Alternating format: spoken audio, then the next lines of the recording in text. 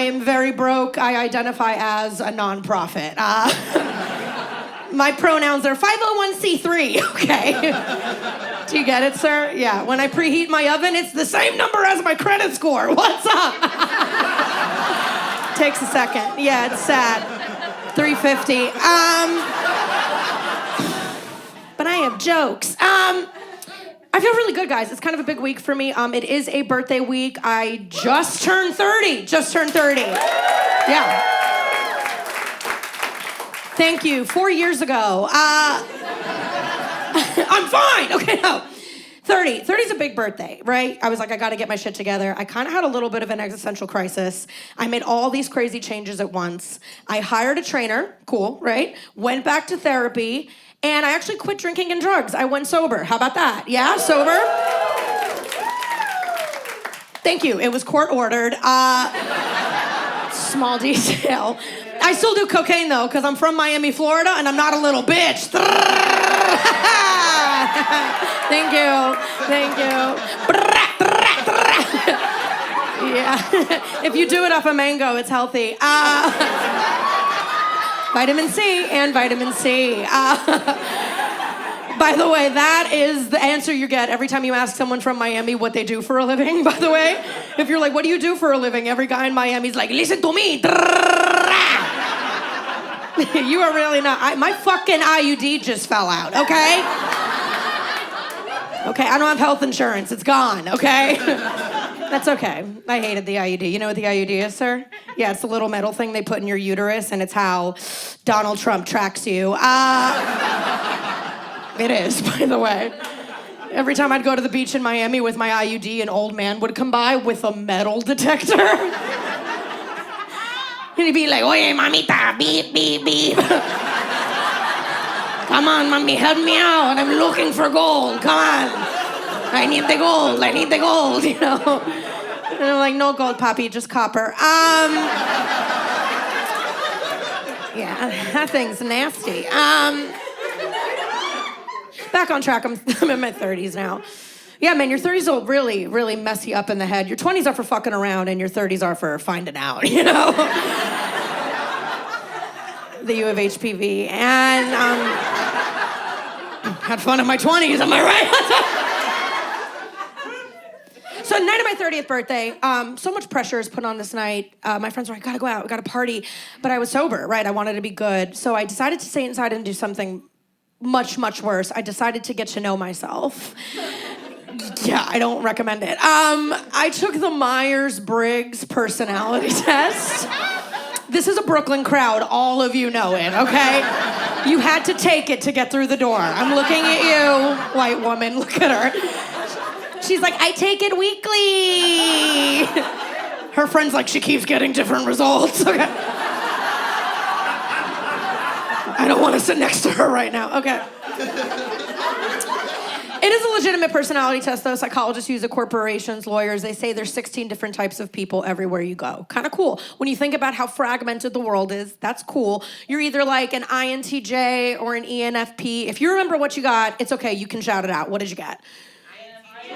INFP. Amazing. Cool. I took it. I got CUNT. So listen. If you are not laughing, you can't spell, sir. I hate that joke. I did comedy in Florida for 3 years. That's a fucking literacy test, okay? And every night they're like, I don't get it. I'm dehydrated. Like, you know, damn it, you know? Yo soy gringa puta. Yeah, you know what that is? You know what that means? Yeah. Puta is Spanish for perfect little princess. Okay. That's what he calls her in bed. Okay. Oh, all right, relax. Okay. I do live in New York now, though. New York is so much better than Florida. It's so much better. When I'm in New York, everyone thinks I'm Jewish. When I'm in Miami, they think Latina, you know? And then I go anywhere else, and people are like, oh, she is annoying. And it's crazy. It's crazy. I told a joke in Florida that got me in a lot of trouble, but you guys seem cool. Can I tell it here now? Is that cool? Yeah? Yeah? Do I have consent? Yeah? Yeah, fellas? See how fucking clear that was? Okay. Some of them are like, I don't get pussy. Let's start here. I'm Italian Catholic, okay? I'm Italian Catholic. Guilty. My mom's very Catholic. My dad's very Italian. It ruined me growing up. My mom is like, go to confessional, talk to God, get it off your chest, tell him everything, go to confessional. But then my dad, the really Italian one, is like, don't tell him everything. I didn't raise a fucking snitch. Like, you know.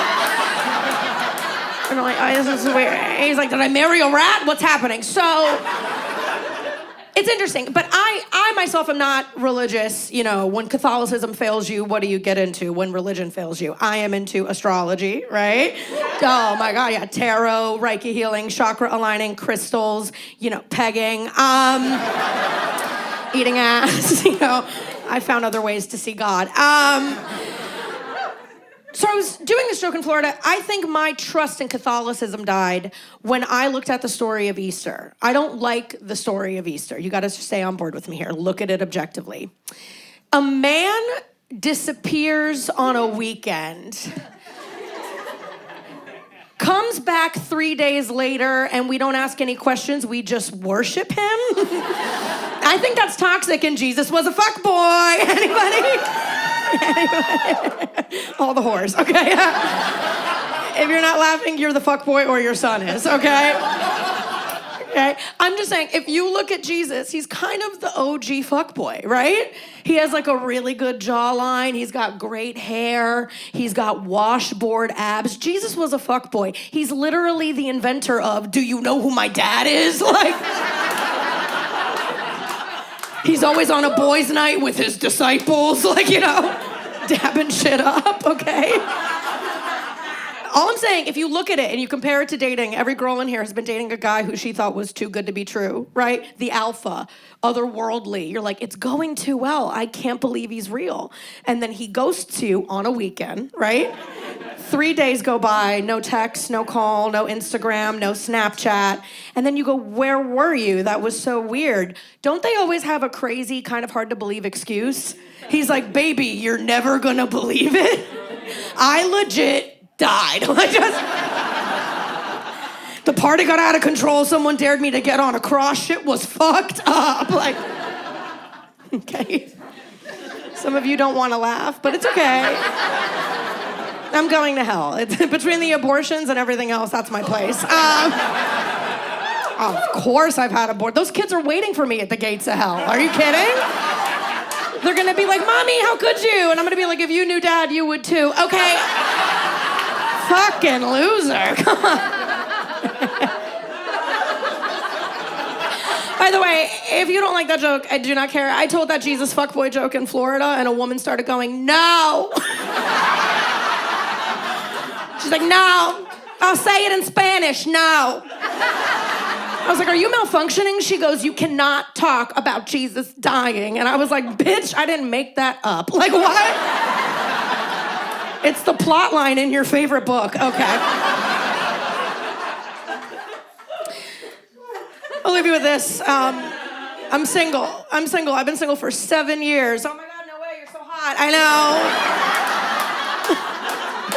You're so funny and fun. Yeah, I know. And you have a camel toe. I know. Leather pants in Brooklyn was a bold move. I have been single now for 7 years. I did something really bad recently. I asked my male best friend why he thinks I'm single. I know, do not do that, okay? And he's my best friend, my guy since college. We've never fucked. It's not like that between us. We've, one time. And I said, what do you think I'm doing wrong? He goes, honestly? I go, yeah, I got the worst answer ever. He looks at me, he goes, I think you're too in touch with your masculine energy. I was like, what the fuck did you say? No, I'm just kidding. I was like, what do you mean? He's like, men don't commit to you because you don't know how to submit to your feminine and let go of all of your masculine, right? That's horrifying, right? No woman wants to be told that at all. I got so mad at him and offended, I punched a hole in the wall and then I stuck my cock in it. What's up? How we doing?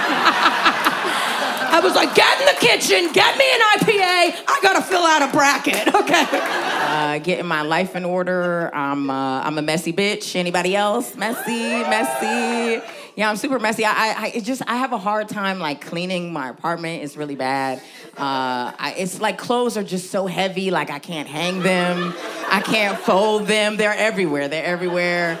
I'm kind of a hoarder, like I can't get rid of things. I would love to be on that show, Hoarders. Y'all seen that? There was 38 seasons of Hoarders. And everybody on the show just open the door and be so coy, like, what are you doing here? It's like, bitch, you got 50 cats fucking underneath the couch. They're here to rescue the cats and clean your place. I really want Hoarders to show up to my place. Listen, I'll be in a crop top, rhinestones. Hi, Daddy. Like, I've been waiting for y'all for years. Like, and I'm an actress, so that'll be a credit. There it is. Yeah, so I had to get a cleaning person. Do y'all have that in here? Cleaning person? One honest white person. The rest of y'all, crazy. White people invented cleaning people, okay? Well, it was actually slavery, but y'all, no here, no there. No here, no there. How'd you get your cleaning person? She used to work for my mom.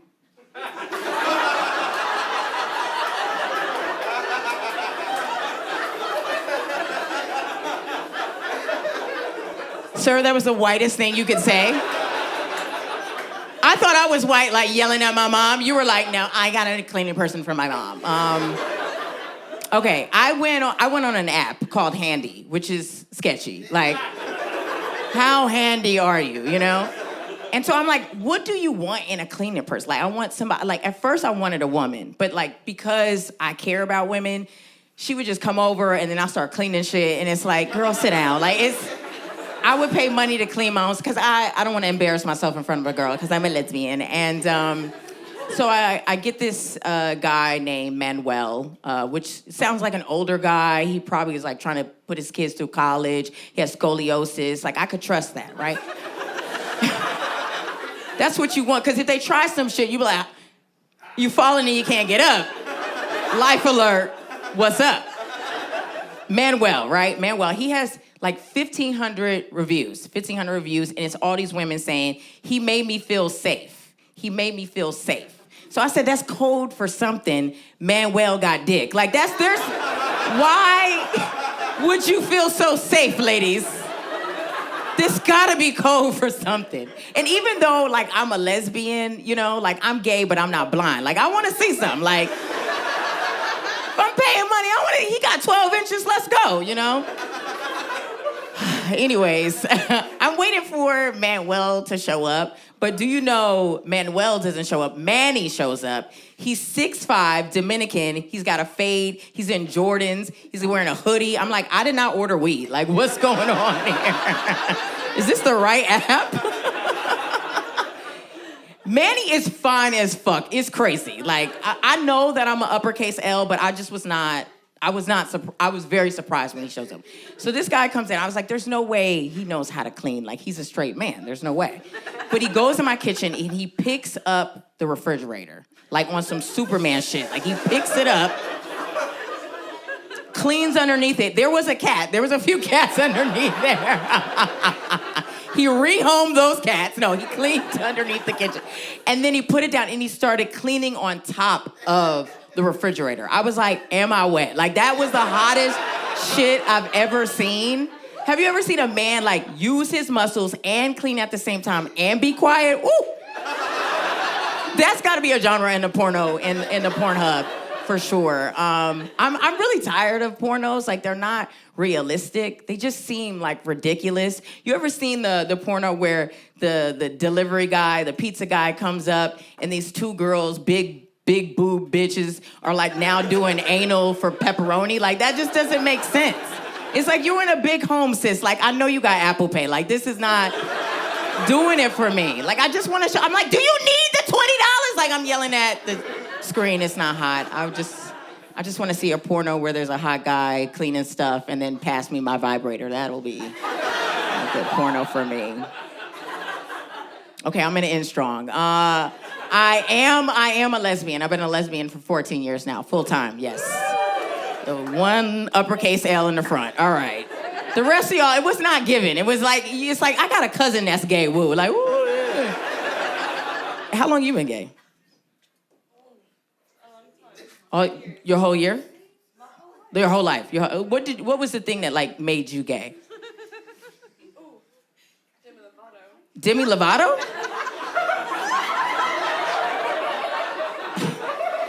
I gotta stop talking to white people in the audience because the answers that's Demi Lovato? What about Sailor Moon? Like that? She made me damp as a child. Demi Lovato?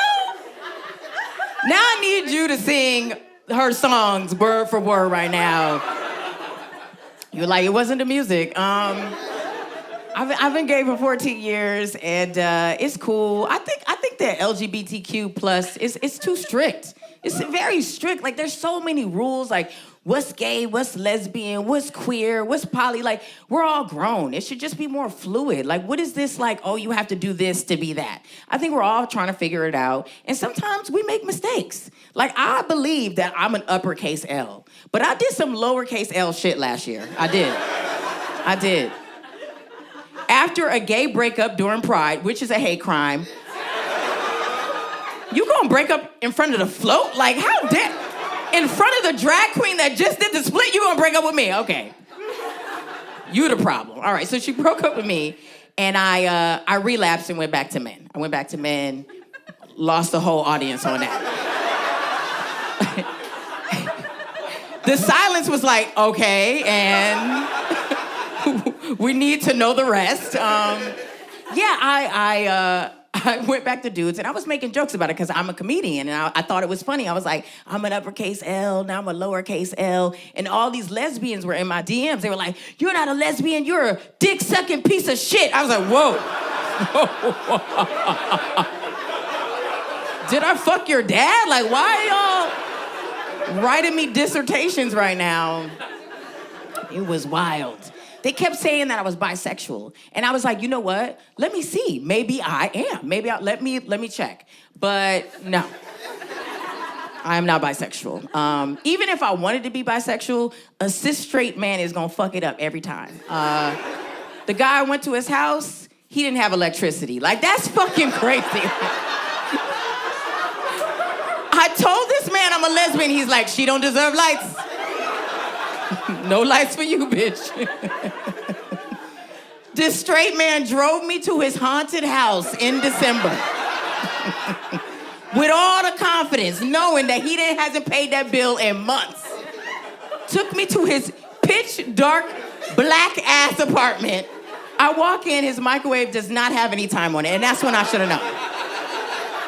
I'm here to tell y'all, ladies, if there's no time in the microwave, he gonna waste yours, okay? Okay? Yeah. Clapping for no lights, okay? I walk into the room, right? And this is when it just like really blew me. I was like, hey, I gotta charge my phone, I'm on 1%. He was like, oh, we don't do that here. We don't do that here? I was like, sir, how dare you? I'm like yelling at him, and then he's yelling at me back. He's like, this doesn't define me. I'm like, this is absolutely a defining moment, sir. You ain't got no power in your house or in this conversation. I need you to lower your tone. This is when I was like, oh, I know I'm not bisexual. There's no way. This man said with his whole chest, chill, chill, chill, it's not that bad. Started playing music from his phone and then put it in a cup. I said, oh. Ain't no dick that good, ever. No. I deserve a speaker at least, okay? This was cool. You ever think you're vibing with somebody, but you just talking too much?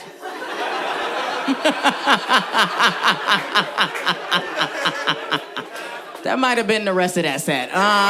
You guys are aware this is a taping, right? So I had to get a haircut for it, obviously. And no matter what haircut I get, I always look like a King Charles Cocker Spaniel. Every single fucking time. I always look like one of those dogs, and every single time I see them on the street, I'm like, what conditioner do you use? Tell me. Let me ask you guys something. So are we all still celebrating Pride, or are we fucking homophobes? What's going on? I love Pride. I love Pride so much. Sometimes when I tell this joke, there's one gay person in the audience who's like dehydrated, who's like, it never ends. And I'm like, oh my God, I'm so sorry. Jesus, somebody get them a Pedialyte, Jesus.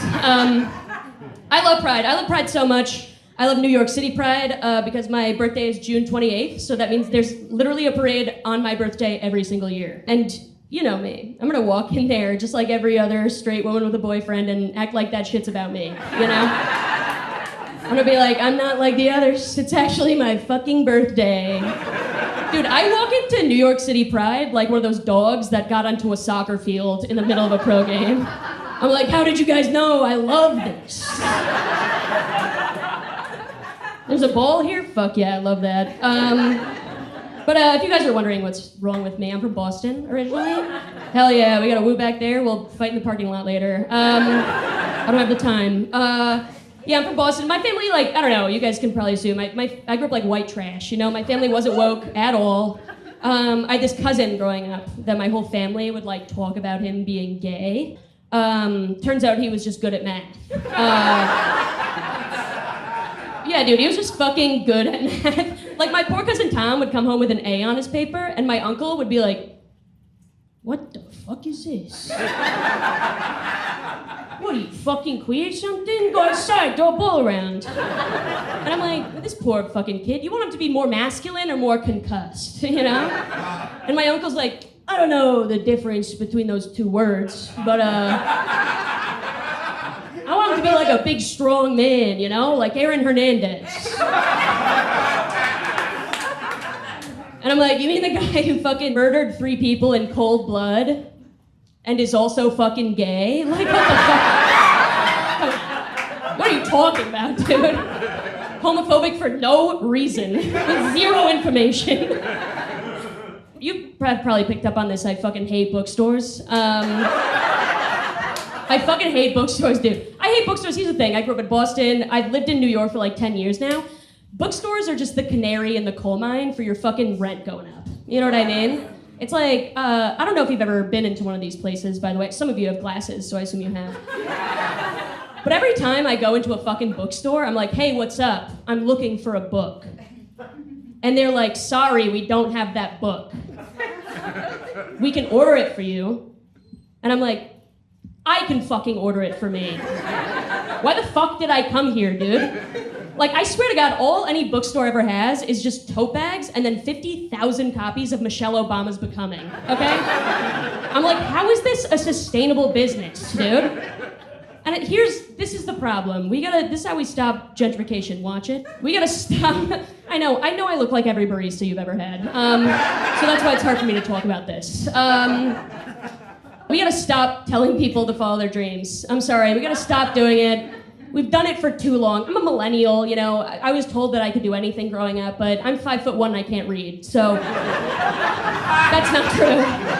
I'll never be in the WNBA and I can't be a lawyer, and that's the only 2 jobs I've heard of. So I don't know what the fuck I'm gonna do out there. We gotta stop telling people to follow their dreams. All they do, people follow their dreams, then they come to New York to become artists, but they just smoke cigarettes and have bangs. And they make my fucking rent go up, dude, okay?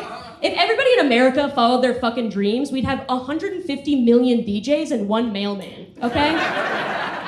And that's not a society I wanna live in, okay? So, all right, you guys are on TikTok? Hell yeah. Some of you guys are being quiet about it. I know you are. I haven't worked in months, dude. Seriously, all I do is TikTok all day. I look at videos of aquariums, and that's it.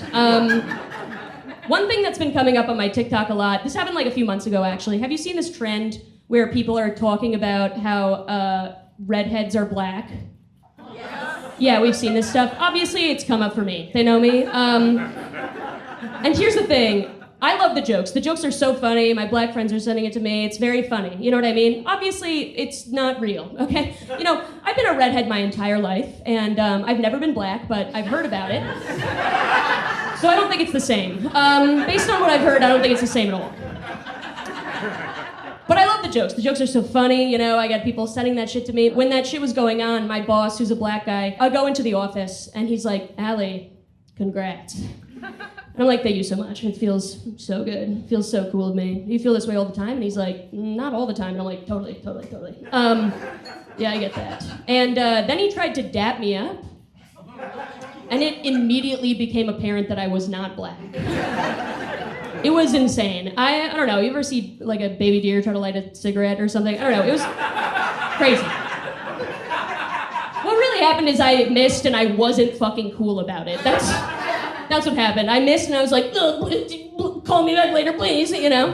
It was horrible. So I do have a boyfriend, despite everything you've heard. Thank you so much. Yeah, it was hard work, but I got it, dude. So me and my boyfriend, we celebrated 2 years recently, and thank you so much. It was so easy. I don't know what you guys are talking about. But we celebrated 2 years, but here's the thing, we're both comics, so we're broke as fuck. We have no money. So we were like, no gifts for our 2 years, you know? But I wanted to get him a little silly gift, you know what I mean? So do you guys remember those like bumper stickers and t-shirts and shit that are like, pray for me, my wife's Italian? Do you guys remember those? I fucking love those. They're so funny. It's just boomer humor, you know what I mean? Like, there might as well be like a fucking minion on it. So I thought it would be funny to get my boyfriend a shirt that says, pray for me, my wife's Irish. So I go on, because you guys get it. I go online, and I'm scrolling through the shirts, and then I see a shirt that says, pray for me, my husband's Irish. And that's just a whole different vibe.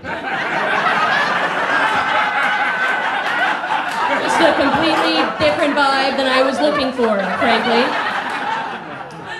Dude, pray for me, my wife is Irish is like, uh-oh, she's gonna talk a lot, you know? Pray for me, my husband's Irish is like, oh my God, I got pregnant again, and now he's gonna throw me down the stairs. That is so those shirts should be fucking illegal, dude. Like, if I saw a woman wearing that shirt, I would call the fucking police, okay?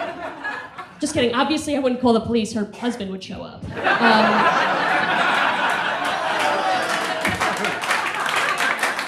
That's right, I hate those guys. Hot take. But yeah, I am glad to have a boyfriend. I did not do well on the apps, because here's the thing. I would like meet a guy online and he'd be like, ooh, a redhead. And then we would meet up in person, I'd be like, don't fucking look me in the eyes. I just don't have like a very welcoming energy to me, you know what I mean? And men don't want that, you know? Like, men want a woman who's like, excuse me, mister. I don't know where my pussy is. Can you help me find my pussy, please? I don't have that energy at all, frankly. And here's the thing, it's not that I'm like not doing it out of feminism or whatever, because if I could do that, I would have been married yesterday. You know what I mean? But it's just that I don't have the capacity for it. Men look at me and they're like, she knows exactly where her pussy is. And I fucking hate that about her. So when I was on the apps, there was a picture, this is probably part of the problem, there's a picture of me on my profile dressed as pro wrestler Becky Lynch. Yeah, we have some, thank you so much, some fans of wrestling in here. So that just means that I would like talk to dudes about wrestling, and then we would mutually agree that we weren't attracted to each other and we'd never meet up. It was really fucking cool. I was talking to this one guy about wrestling, and I was like, oh, who's your favorite wrestler? And he's like, Chris Benoit. No. Okay, yeah, so some of you know who that is. So for everybody else in the audience who didn't grow up watching wrestling and was raised by their parents, Chris Benoit is known for two things, right? And that's being 2004's heavyweight world champ, right? And then, yep, clap it up and wait for the next thing I'm gonna say. And then murdering his whole family and hanging himself with a Bowflex. So that's a red flag, right? Dude, saying Chris Benoit is your favorite wrestler is like saying OJ is your favorite running back, okay? Like, listen, they were good at what they did, but keep that shit to yourself, okay? So I kept talking to this guy, and he confided in me. He was like, listen, before we meet up or anything, I just want to let you know I'm missing 5 fingers on one of my hands. And I'm like, dude, you're fucking missing a hand. You're missing a hand, dude. You can't be rounding up like that, okay?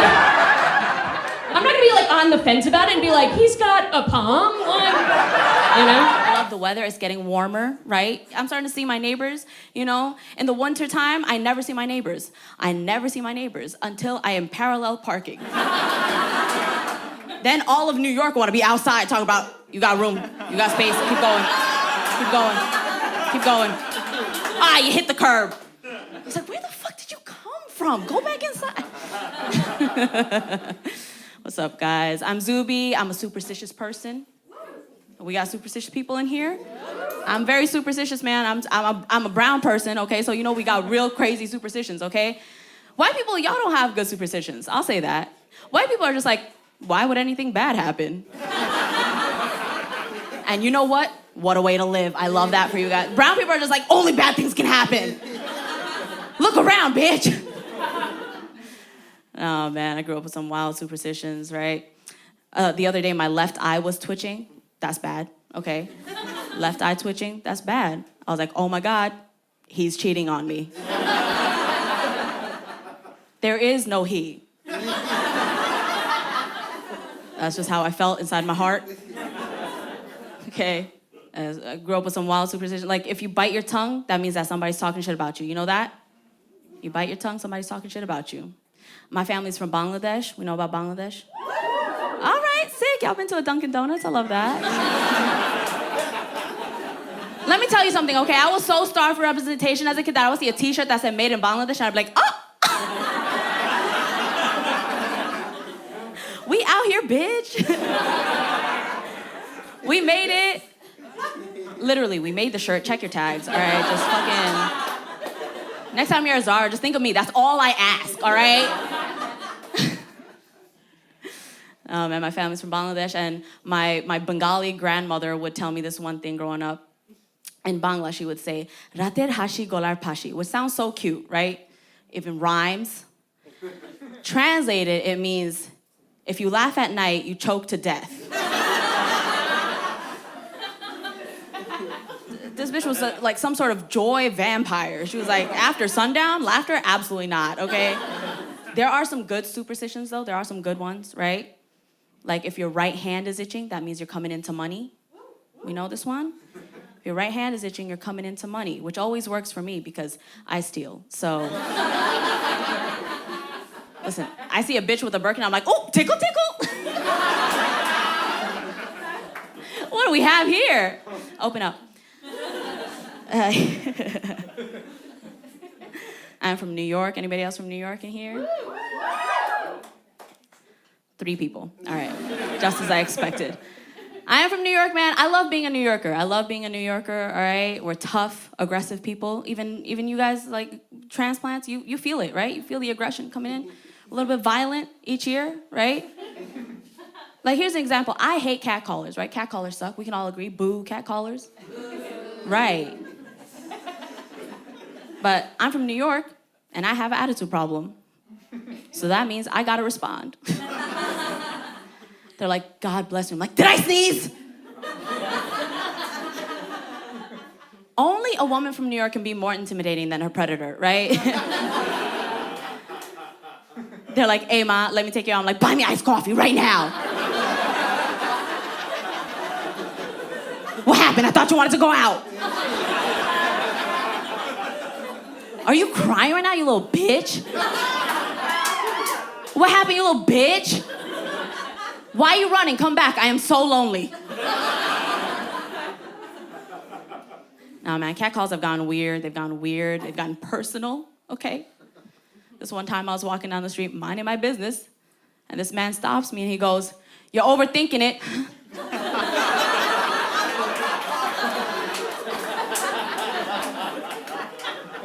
First of all, how did you know? How did you know I was waiting for a text back from Hector? Like, who told you? I do be overthinking it, okay? I overthink when I'm supposed to pull the thing in the bus, okay? I was like, is it too soon? He just pulled out. Like, I am overthinking it, man. I think dating culture is over, right? It's time for the brown people to take over. We're gonna arrange marry all of you. I don't even ask the crowd anymore if they're dating. Everyone's just like, no, we're over that shit. Dating is tough, man. I'll say that. Dating's tough. I do think it's a little easier for women who date men, right? It is easy to catch dick, okay? I'll say that. It is. Because as a woman, all you have to do is go anywhere and just say this phrase. I didn't understand Inception.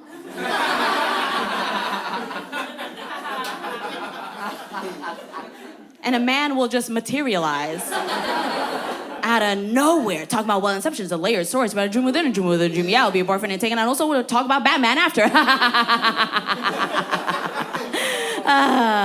You guys got scared with that one, didn't you? Yeah. I did go on a date with a man recently. I did. On a first date, this man goes, Zubi, you give me toxic girl vibes. I was like, first of all, you're Dominican. What are you talking about?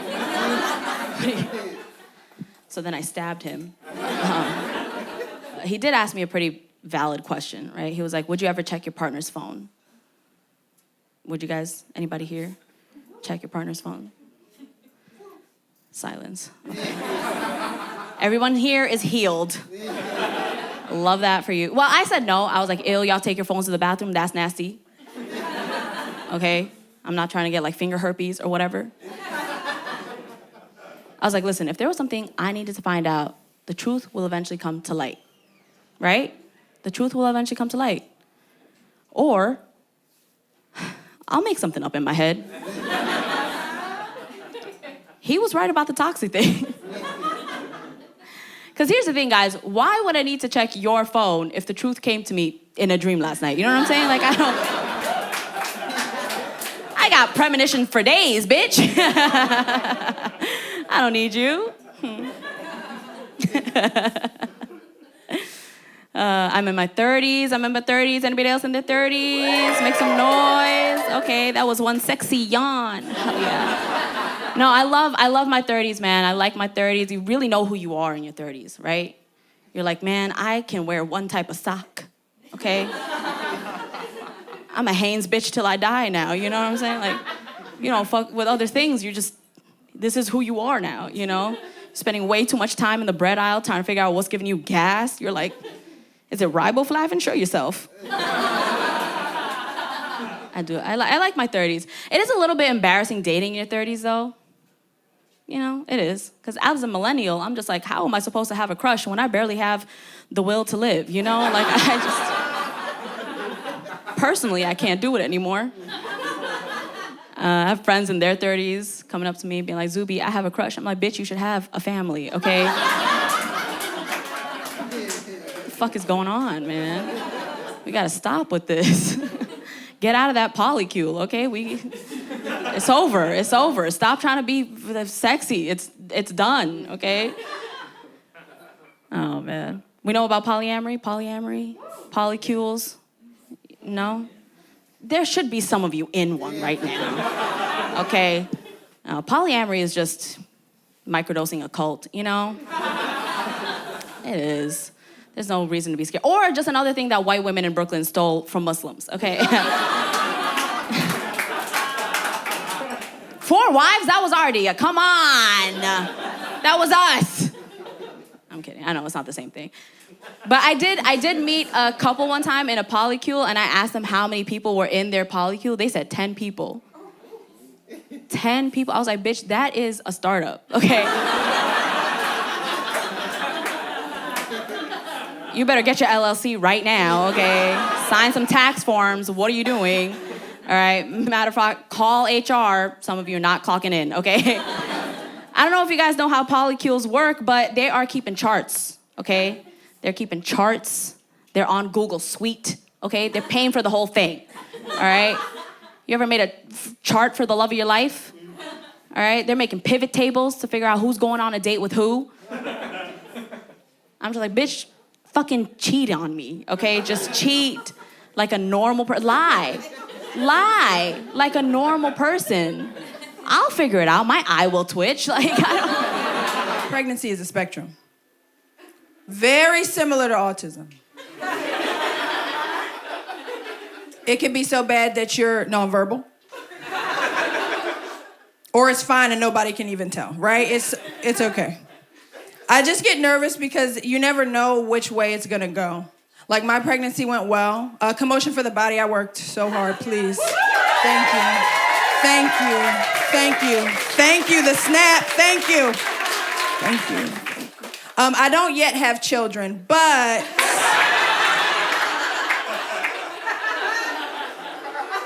all my pregnancies have gone well. Some would say as planned. I'm a responsible adult and I want to be married, right? I'm the cliche person that wants to be married. And my friends are getting married, which is why I'm scared to get married. My one friend is marrying into the Muslim faith. This lucky duck gets a dowry. Have y'all heard about this? Her husband set her dowry at $350K. I said, bitch, for you.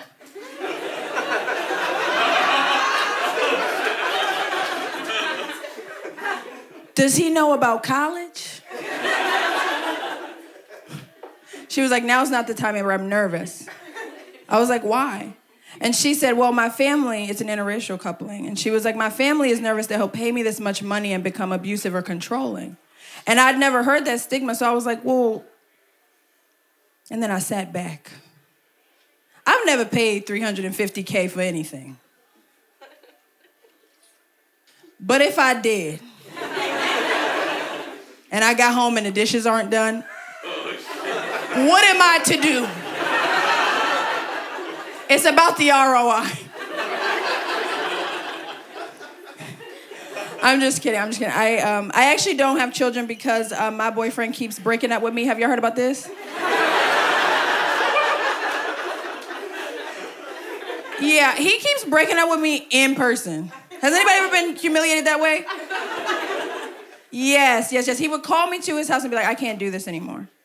And I would be like, why the fuck are you doing this?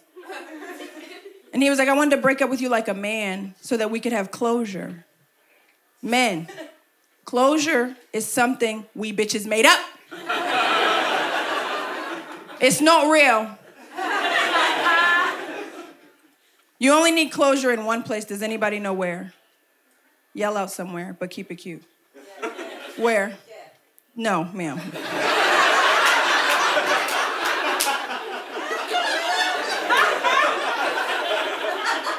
That kind of is the closure. Does that make sense? Almost. A job. Because you may need a what? You may need to call that job and get a reference, right? Ain't no new bitch of his gonna call me and be like, how was he? I'm not gonna give him a good review. I'm gonna be like, actually, he was gay and abusive. Yeah, he does. He's not into girls. He came out to me, and then him and his partner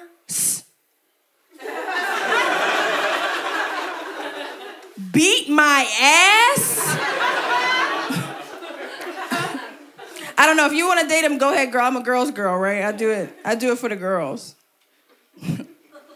I'm in an interracial relationship, so my children will have aunts and aunts. I don't know what's up with y'all in that. I don't get it. But my friends, when they met my boyfriend, they were like, oh, we never thought it'd be you.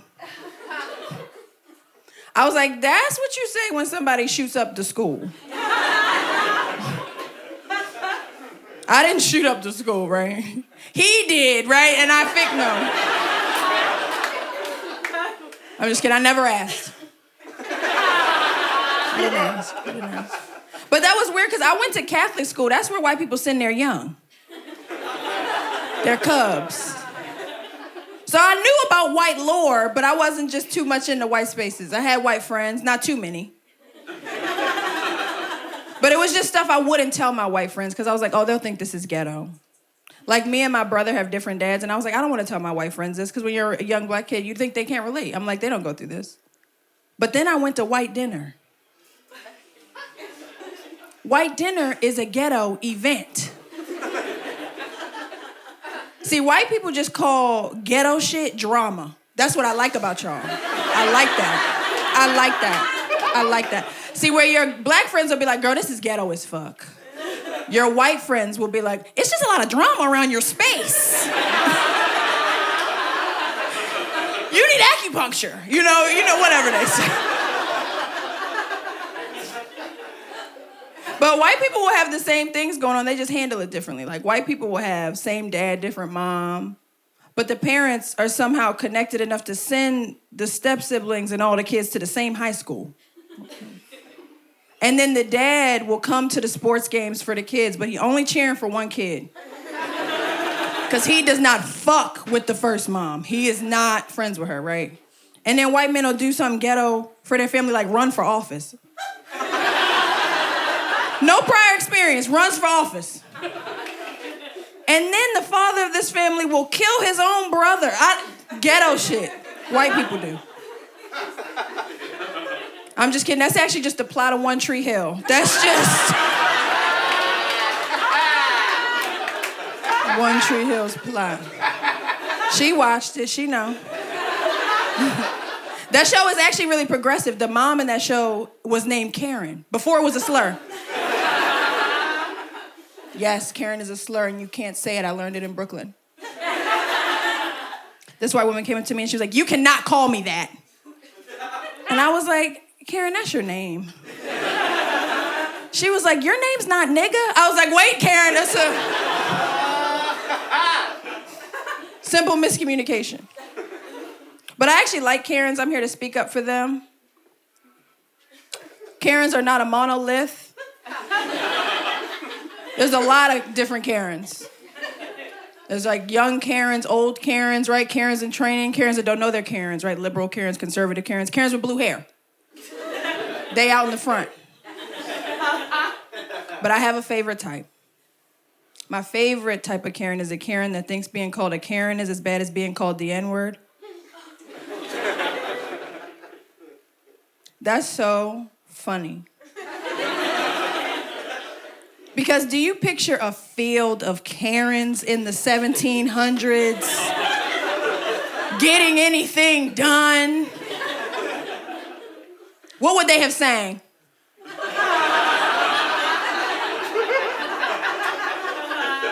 Working 9 to 5.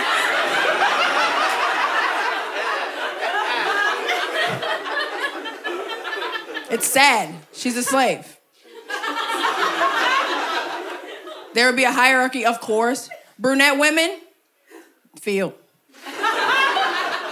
And I'm sorry, you guys are the toughest ones. And we know that, okay? And we see you. I just know you guys are the strongest ones. Brunettes. Blonde women. In the house crying, maybe getting babied. They're always whining a little bit, we know. Redheads. Telling on every motherfucking body, right? Redheads think they are white women's boss. Have y'all noticed this? If you line them up, the redhead will fight for position in the middle. And then it's field life, right? So there'll be a white man that they all share. Sad. And there'll be a shorter white man giving them orders. He's like, "Go here, go there, you have to do this." It's annoying, they're annoyed, it's annoying. And then that short white man, he's married to a woman who can't even show her face. Oh my God. You know how white women turn a blind eye to oppression? She can't show her face. And I'm just kidding. So that's just actually the plot of the Powerpuff Girls. A lot of people are getting sober these days. I have been trying to drink more. It's going really well. It's actually super easy. I'm in a program. I don't know if you guys have heard of it. It's the opposite of AA. The opposite of AA is where you get super wasted and then find everyone who's ever wronged you. Yeah. You know, step 9. You're like, "How about you make some amends, motherfuckers?" It's great. I tried being sober for a bit, and they say that drinking takes the edge off, and I can attest to that. I was all edge out there. I was a fucking dodecahedron in these streets, baby. Woo! I really missed wine when I wasn't drinking, mostly because of the alcohol in it, and I was thinking about like the guy who discovered wine versus the guy who discovered raisins, and I feel like the raisins guy just fucking hates the wine dude. Because, you know, it's just grapes doing 2 very different things. I like to imagine they both went to a party that night and the guy with raisins shows up first and he's like, "You guys, you're not gonna believe what happened to these grapes. I left them out in the sun all day and now they're shriveled." And everyone's like, "Oh, thanks, Gary."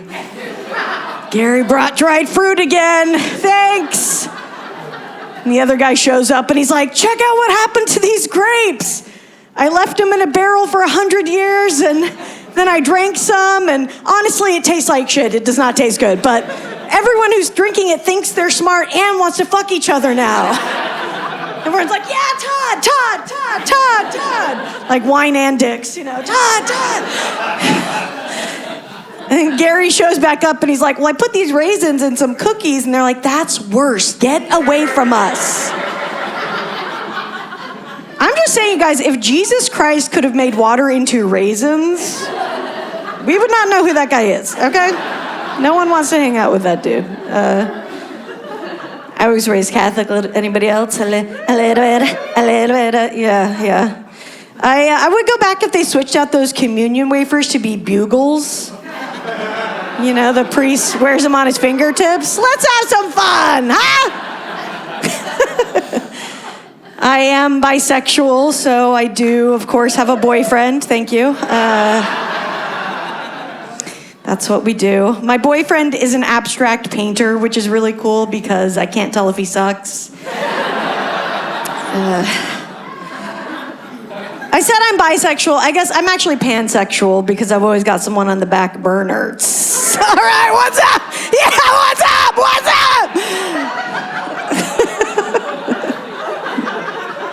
No, being in love is like cool, it's like cool. It's a great excuse to do all the shit I was already doing because I don't know if you guys know this, but if you watch 10 hours of Netflix, then eat a bunch of pizza, then have an orgasm by yourself, you're depressed. But if someone else is there, you're in love. So, life hack, find a soulmate. Okay. I've been trying to lose weight. I'm trying to get to my goal weight of 2 dimensions. Invisibility. I'm not allowed to call myself fat, so I have to call myself mid-size, like a sedan. Curvy, like a big road. Which is not. I just want to be able to shop and have the clothes not be labeled diva. That's my real goal. But I don't ever want to be too skinny, right? Like I never want to have a thigh gap because that's when you stand up straight and there's like a gap between your thighs. I don't see the appeal personally, because I caught a potato chip with my thighs the other day, like that. Like how much food are you losing down there? Okay. I'm just sad I never used my best bodies. I didn't have sex in high school. I grew up in Salt Lake City. The kids ain't fucking in Salt Lake, okay? And I was really skinny and I had big boobs and I heard a sigh of regret. I also did not fuck. Yeah. It was sad. And the only way I knew that I was hot was I was in choir, not the reason. Hold on. But a picture of me in one of our trips ended up in our yearbook, a picture of me in a bikini, and it was a pretty revealing photo. And I was talking to my friend about it in class, and I'm like, I cannot believe they put this photo in here. And she goes, well, what page is it on? And the guy next to me is like, it's on page 8. He knew exactly where that photo was. Couldn't get the page open anymore, but he was crying from loving Joseph Smith so much, okay? Chill out, everyone. But yeah, I don't know. Then I went to college and the towers fell and I gained a bunch of weight, Okay, nobody here gained the freshman 9/11, just me. Come on. That's...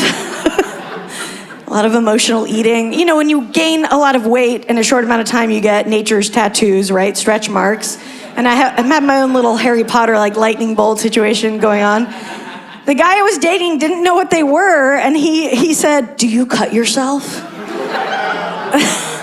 That's what he thought it was, and I was like, well, kind of, but from the inside, It's not razors, it's the edges of Doritos, but we're getting the same job done. Pretty much. I've made up for it since then. You know what I mean. I'm not a slut. I'm just like the Michael Jordan of fucking shitty guys named Michael and Jordan. Now your phone keeps every person you've ever talked to forever in there. And I have this old Rolodex of hookups in there now. And they all have weird names. And I have this fear that I'm gonna like get into an accident one day and someone's gonna call one of these guys and he'll be like, hello? And they're like, hello, is this Matt Canadian Foreskin?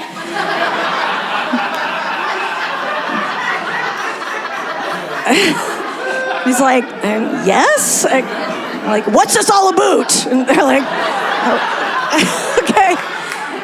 They're like, okay, Babs has been in a terrible accident. He's like, you're calling me from Crazy Big Areola's phone. I don't know. They're like, is that because she's crazy or areolas are? All right.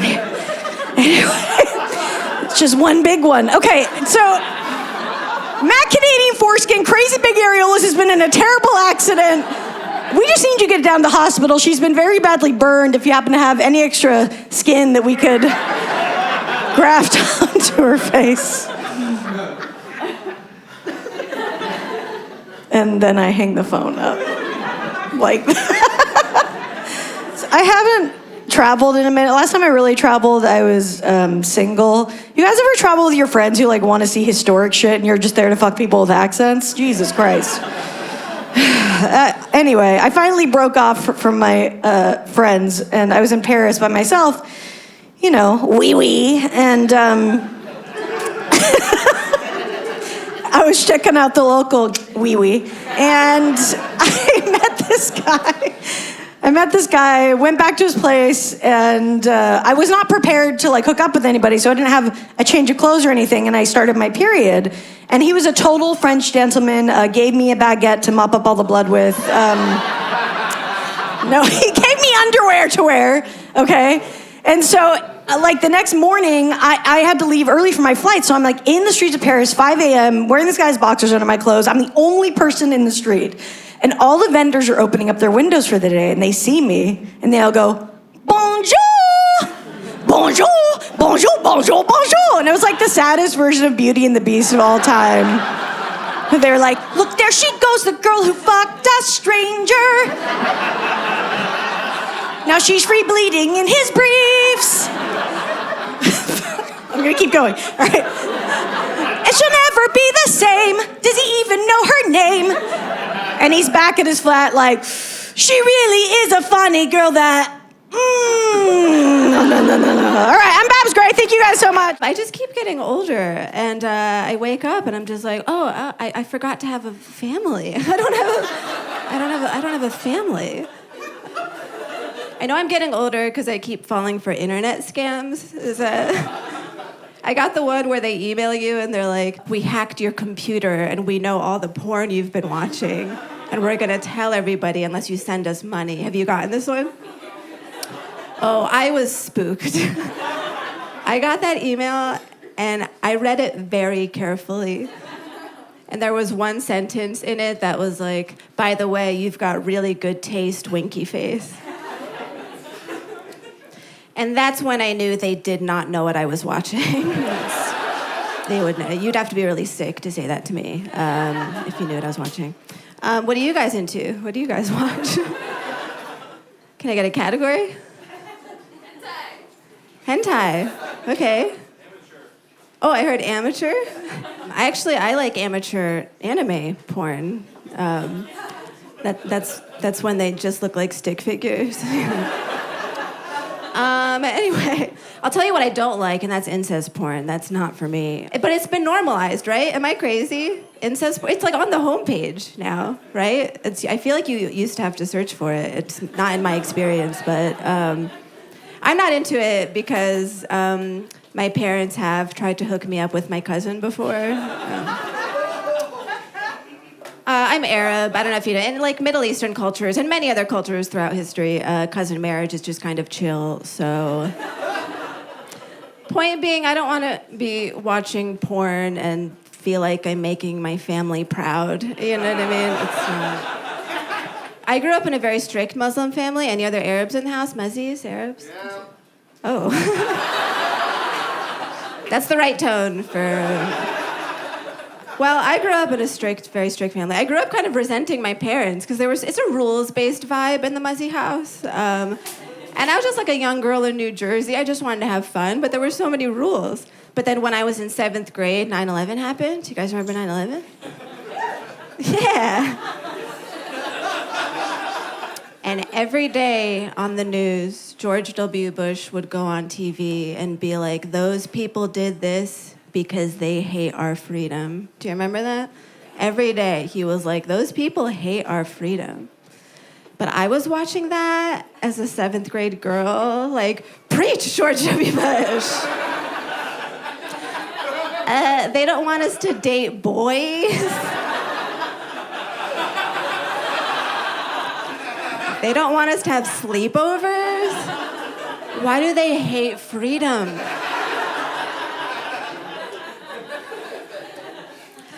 And like, obviously I was too young to like get 9/11 and, you know, like, oh, the military-industrial complex pilfering the Middle East for resources under the guise of spreading democracy. But I think it's really nice that I was probably the one Muslim in the world after 9/11 that was like, George Bush gets me.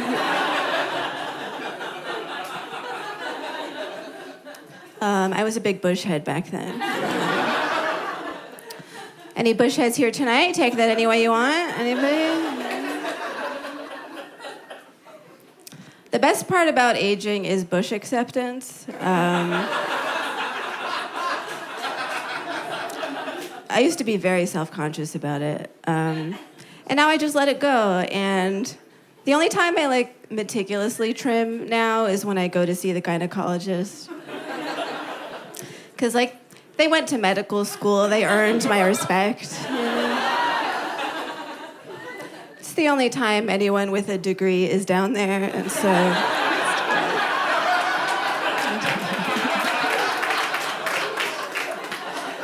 I like skaters, I don't know what to say. If you can kickflip, hit my DMs. Anyway...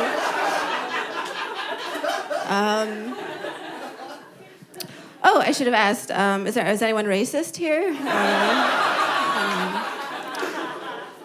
This is a safe space. Do you guys know the slur for Arabs?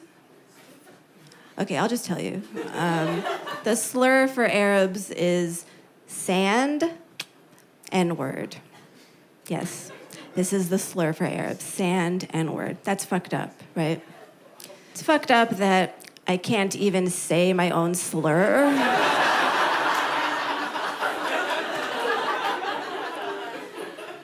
Like, how am I supposed to take it back if I can't say it?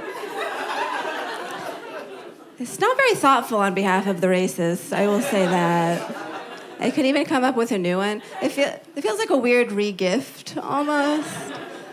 Somebody calls me that, I'm like, I don't know, it feels like it was meant for someone else, but... Is anyone left-handed? Clap if you're left-handed.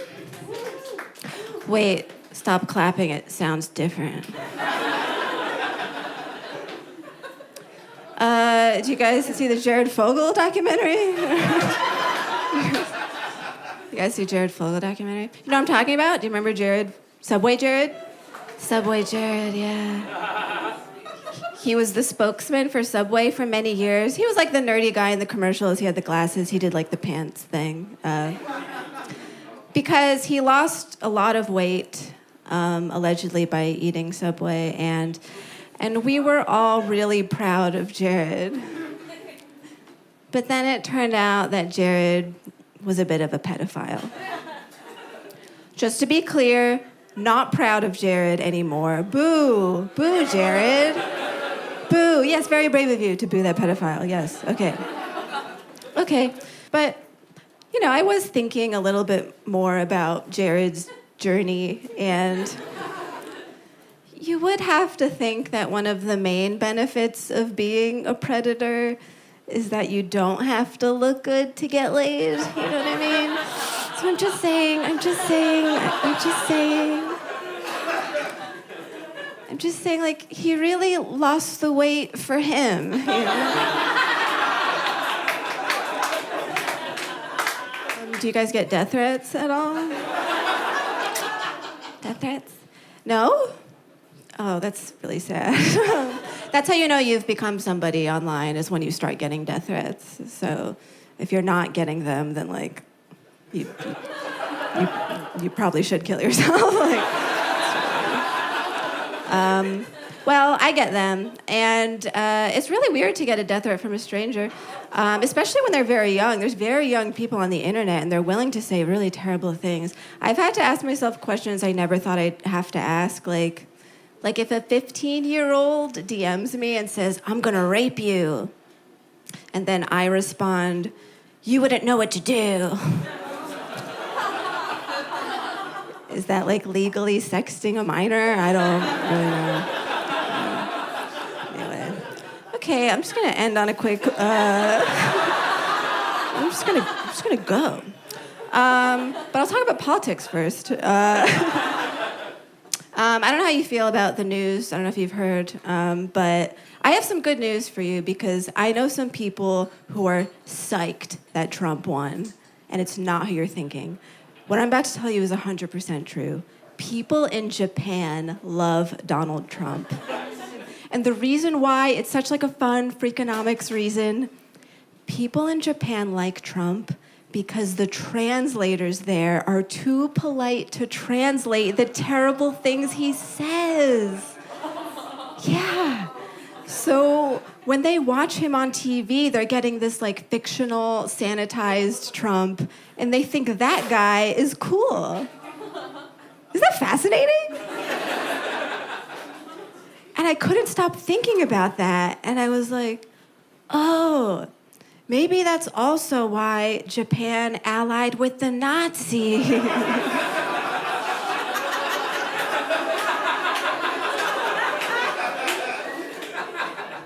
You think they just weren't getting the full translation? Hitler's like, we must put the Jews in the ovens, and the translators are like, oh, put Jews in sauna? Very good. In an act of radical feminism, I have still not gotten the real ID. Any other pieces of shit in here? Yeah, okay. Here's the thing, I do believe if you're beautiful and pure of heart, the TSA will let you through.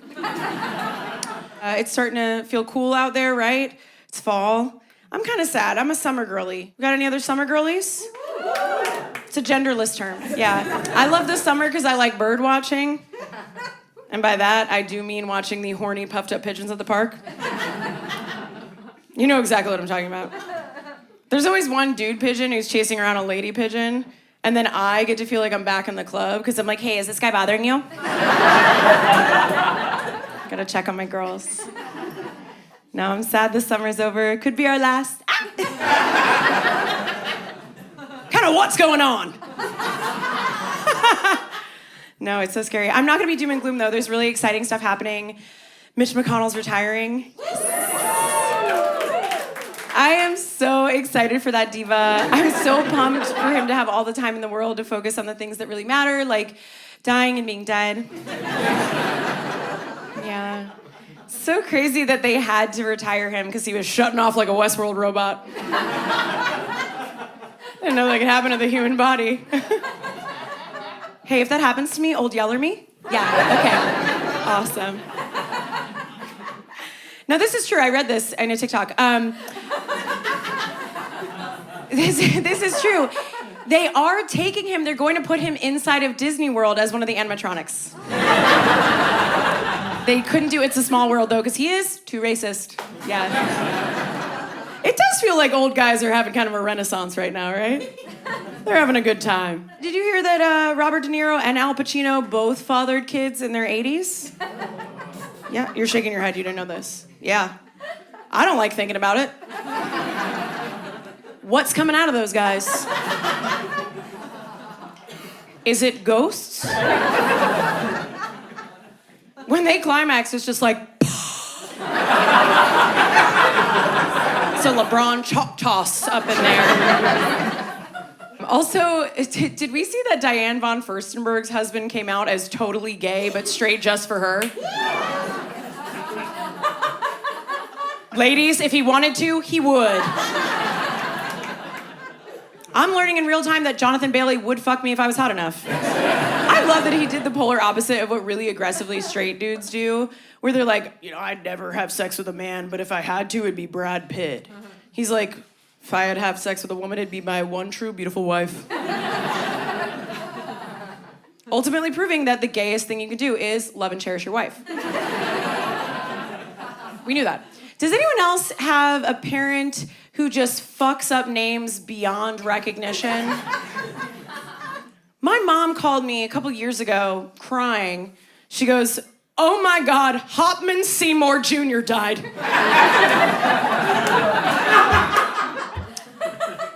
It's Philip Seymour Hoffman,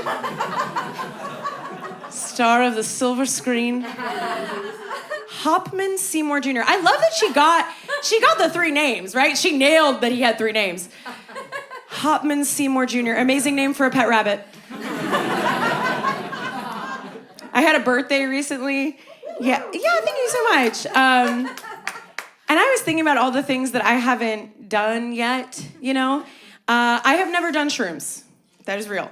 I've never done any hallucinogens because I'm very anxious and I'm worried about how it would go. And I have all these friends who are like, "Oh my God, we gotta take you to like a remote cabin in the woods and get you in touch with nature." I'm like, totally.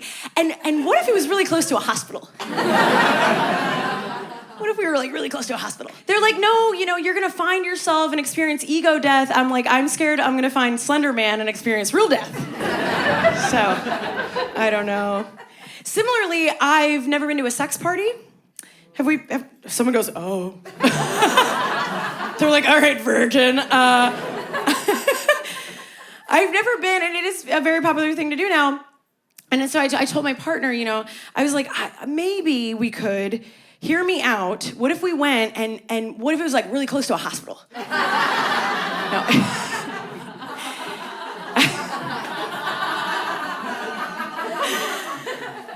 I did not say that. I was like, what if we went, okay, and we did stuff and then no one else could touch us? Because I'm really jealous. And he was like, "So that's kind of nothing." It's like, there's a guy on the subway that would disagree. But, you know, I get it, right? It's kind of like being at a Chuck E. Cheese as an adult. You're like, if I'm not in the ball pit fucking someone, what am I doing here, you know? I do think that maybe we are all a little desensitized. I think maybe porn is a little too accessible these days. Yeah? You guys are you're like, "I love porn." No, because I'm a millennial, and, you know, back in my day, we didn't really have such accessible porn, right? We had the pottery scene from Ghost. That's what we had. Listen, for a long time when I was little, I thought that sex and making pottery were the same. Because my parents took me out of 2 things. They took me out of Titanic for the sex scene, and then they took me out of the pottery scene in Ghost. What else was I supposed to assume? I got to health class, they're like, "Here's condoms, here's birth control." I'm like, "Baby, where's the clay? Where is the wheel?" That's what I thought. No, it's bad though. Like, you know, I used to make a whole night of it. Now I'm jerking off to GIFs. I'm blasting off in the amount of time it takes that thing to loop. What is going on? We do have some Gen Z in here? Gen Z? You're going, "You don't know. Do you want me to tell you?" I'm like, "No." What year were you born, sweetie? No. Okay, you're Gen Z, yeah. You're firmly Gen Z. We have millennials. Okay, yes, my people. So I'm not gonna look you in the eyes when I say this, but I don't know if you've heard, but there is a statistic that says Gen Z is having less sex than any other previous generation. Y'all are not fucking. You're leaning closer, I'm scared. I'm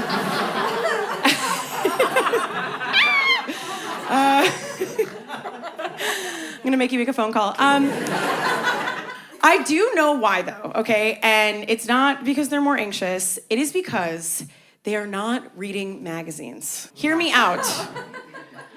I used to be on a Delta flight with my entire family seated around me with a Cosmo magazine in my lap telling me how to suck and fuck in ways you've never heard of. 17 was like, "Can you turn yourself inside out?" I'm gripping the armrest, trying not to come in front of my grandma. We are losing the recipes. Put the magazines back in those seat back pockets. Throw a Sky Mall in there while we're at it. Yeah. I miss being 20,000 feet in the air. Like, do I need a gumball machine? Miss that so much. Like I said, I do have a partner. I am dating a trans man, which is just a man with empathy. That's what that is. And he is younger than me, which is awesome because I keep falling for internet scams. They said that older people would be more susceptible to them. They did not say how much older. I kept getting the one that said that I had toll violations and they were gonna, yeah, you got that one? Yeah, they were gonna take my license and stuff. So I freaked out. I screenshotted it and I sent it to my younger boyfriend. I go, oh my God, is this real? He goes, you don't have a car.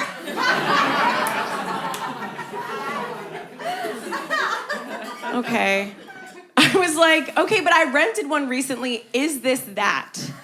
And he goes, no, baby. Also, it says it was due May 22nd.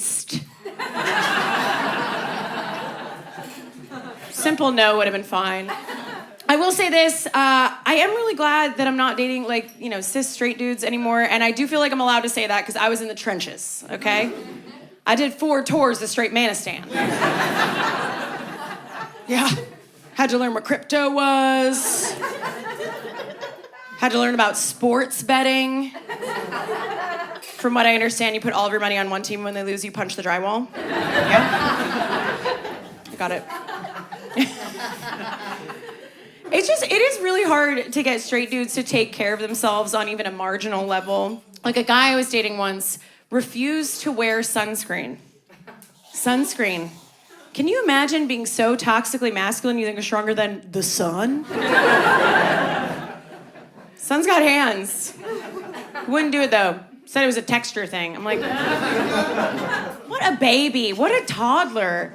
Oh, it's a texture thing. I don't like it when there's sticky stuff on my face. I was like, honey, none of us like sticky stuff on our face, but we make sacrifices for the ones that we love. I'm feeling pretty good. I'm officially 1 year clean from having health insurance. So that's right, have not touched the stuff in a full calendar year. Really changes how you go about life, right? I wear flat shoes now. Can't risk it. I don't touch birds or cross-eyed horses.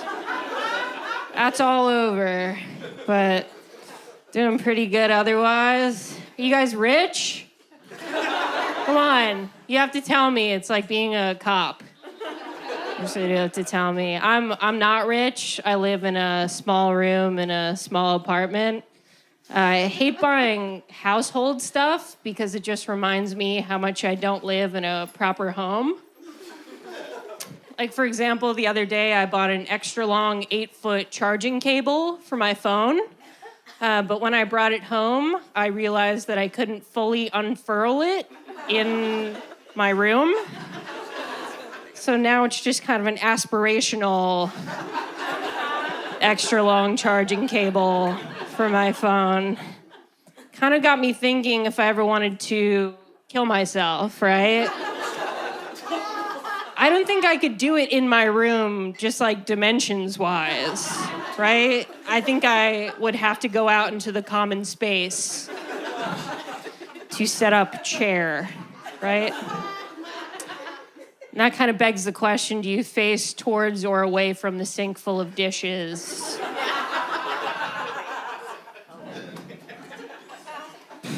I'm doing okay. I was listening to some guy friends talk about pussy the other day. Are we familiar? Pussy? We know pussy? Okay. All right, good. No problem, right? They were just talking about pussy, but I did have a thought listening to them, right? I realized, oh, I'm pussy. Right? Thank you. That's kind of a tough pill to swallow. Right? I'm Karli. But, I guess in some instances, sure, right? I'm pussy. I'm seeing some pussy here tonight, even, right? Well, some pussy, some pussy in the back, I think. That kind of got me thinking, you know, I could start referring to the treasured women in my life as pussy, right? Nothing's stopping me from doing that. I'm at a friend's engagement brunch. I could be like, I wouldn't be the woman I am standing here today if it wasn't for all the incredible pussy in this room. Cheers. So, you're all welcome to use that. That's right. I am seeing someone. Thank you, yes. Mostly at the foot of the bed, the bottom of the stairs, right? I would put his age around 12. Victorian clothing. Victorian. We haven't spoken much, but it feels pretty serious. I actually think I'm about to meet his parents pretty soon. That's exciting. They are really far out in the backyard, but every time I look, they're a little bit closer. So, fingers crossed on meeting his parents. That's exciting. I did have a threesome for the first time recently. You guys like that? That's right. I won. Thank you. The other two people are dead. That's how you win. That's how you win one of those. No, we did it normal style, right? Because it was my first time. So it was 2 girls and 1 guy pretending to be a surgeon who separates conjoined twins. Just normal stuff, right? No, the weirdest part about it for me was watching the other 2 people have sex, like, without me, right? Like, in front of me. I had never seen that before. You guys are from Berlin, and that does not faze you. But it was new for me. It was like I was watching a car accident, and then I remembered that I was supposed to be masturbating to it. So, I'll tell you a story from back when I did have health insurance. The good times, as I like to call them. I was at the gynecologist, and it was going fine, right? Business as usual. She was rotating my tires, no problem. And then she asked me, can I perform a brief rectal examination? That's the butt, right? And I said, I guess so. And when I said that, she asked me, is that how you always give consent? Kind of a crazy question, right? I'm in the stirrups, right? I'm looking up at her, and she's looking down at me. And kind of right then and there, we discovered there's no wrong way to start a podcast. So that's what we did. Thank you. Yes. While we're on the topic, is anyone doing Kegels in here? Anyone busting out a few Kegels? If you don't know what those are, it's like a exercise you do, right, for your pussy. Cunches, if you will, right? It's the first time I've ever said that. Figured to save that for the taping, right? But my theory about Kegels is that no one ever does that, right? No one does that ever, unless someone is talking about it, right? Are we getting in a few reps right now? Because all of a sudden we remember that we can. At all times, totally undetected. So, you're welcome. Oh, not all at once. You guys are fun. Oh, you guys are fun. That's right. All right. Well, guess I'll leave you with this, right? Have you ever been in this situation? Probably more of the women would have been in this situation. A man is playing video games, and you are somehow also there. Have we experienced this? I know it doesn't sound possible, right? Have you ever started asking questions about a video game just to make sure you're still alive?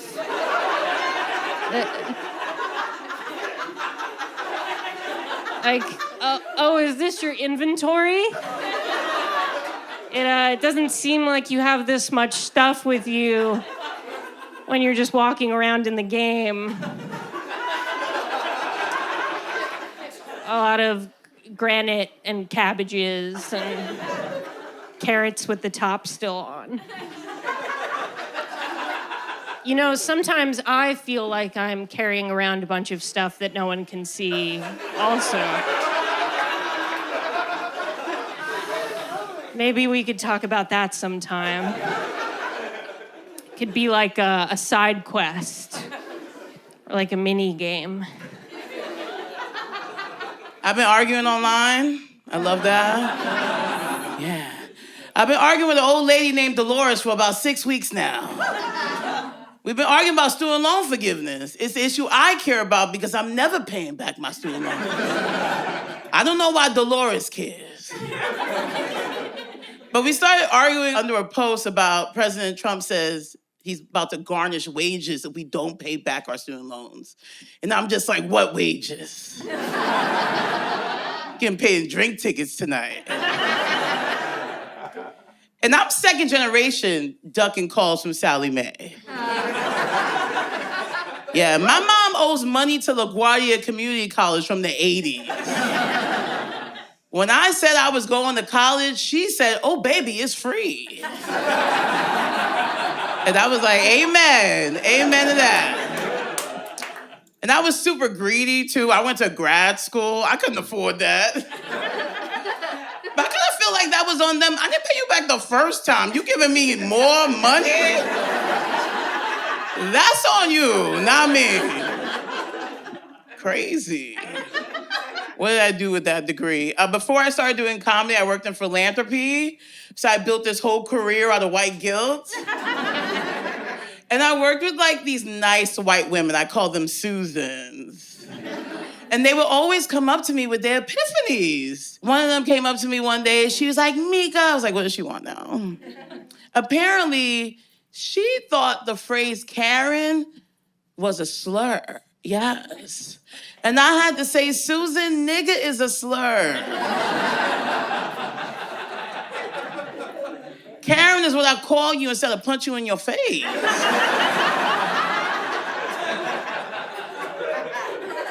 I like to listen to these Susans sometimes, you know? So I was just kind of thinking about it. I was like, when did we start saying Karen? At some point, we just started saying it over and over and over again. And I don't think anyone's happier about it than bitches named Becky. Because that was their thing, remember? Barbecue Becky, basic Becky, Becky with the good hair. What the fuck happened to Becky? We just got rid of her.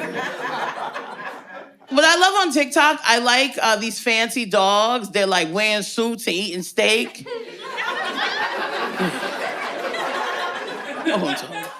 And they have these female creators, you know, bitches supporting bitches. It's a beautiful thing. And you think everyone's happy about it, but men in the comments are mad. They're like, you and that dog? That's why you single now, girl. Another guy was like, I bet you that dog won't fuck you right, though. And I'm just like, men, how did we get here? This is so uncomfortable. I've been thinking about this a lot. So I called my dad, because, you know, he's a man. And he hung up the phone on me, because he was like, he's a man.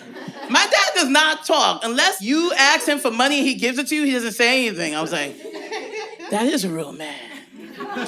And I started thinking a lot about where we are now as a society. Birth rates are down 23% over the last 10 years. You know what's up? Podcast recordings. Men, be more like my dad. Shut the fuck up.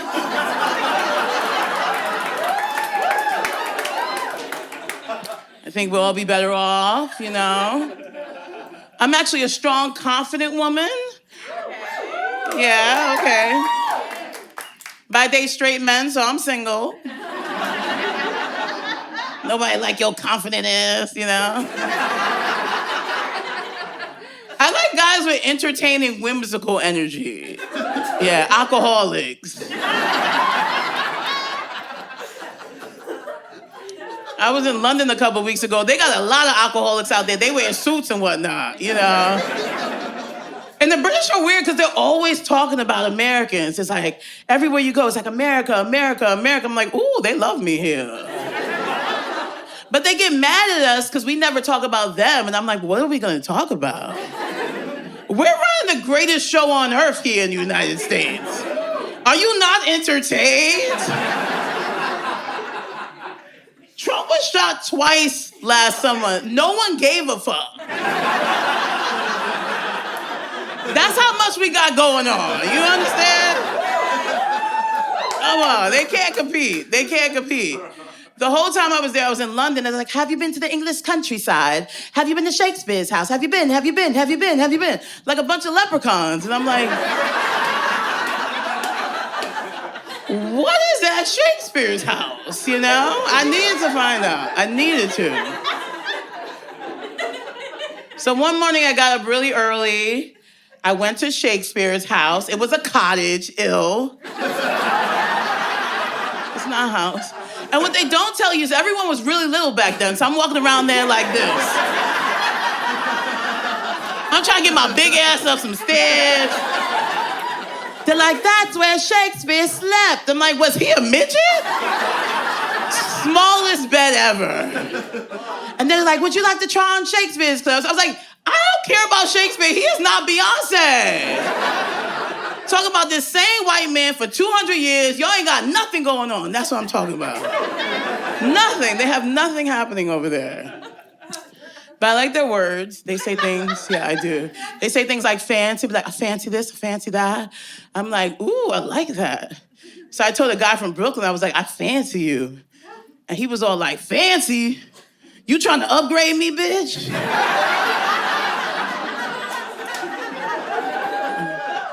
Okay, can't say that here. Got it. I hate Mark Zuckerberg, yes.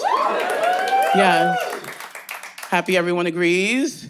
I blame him for ushering in the white renaissance. That's what we're going through right now. The whites are having a moment.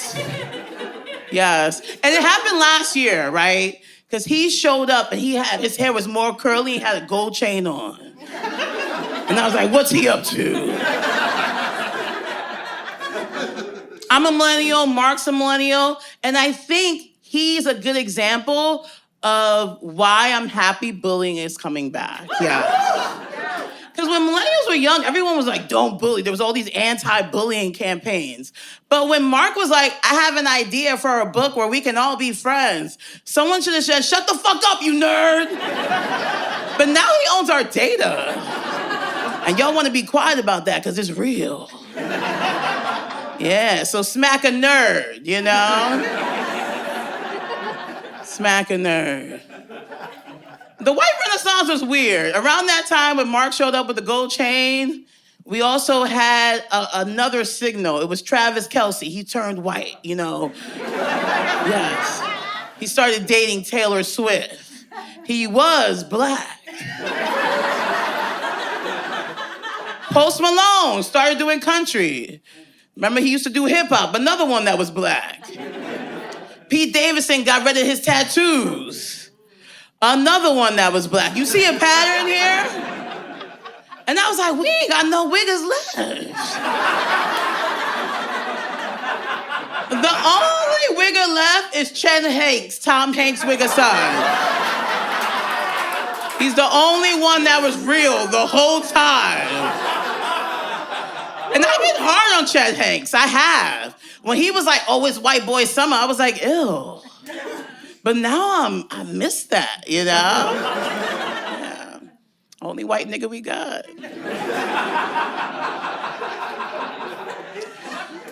The opposite of a wigger is an Oreo, right?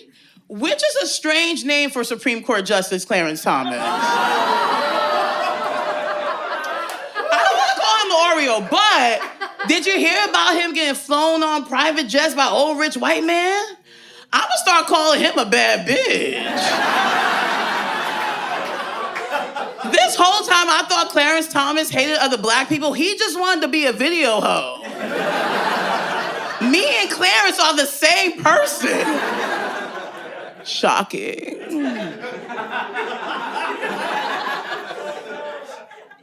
It was real hot here in New York City this summer, and now it's really cool outside. But it was so hot, I was regretting my life. I was regretting not losing that weight I said I was gonna lose, you know? Just walking around fat and angry. And my whole plan was to get the shot, right? To get the Ozempic. But I went to the doctor, and they were like, your insurance probably is not gonna cover it because you're just overweight. You're not morbidly obese. And it reminded me a lot of the real world because white people think I'm really fat and black people be like, oh, you okay, baby girl? You think in the right places. And it's interesting because I've been reading a lot about being fat. You know, I've been reading about it over and over again. And I read that 71% of Americans are overweight, which really confused me because fat people are always talking about fat shaming, you know? But I started thinking, if everyone's fat, are fat people just yelling at each other?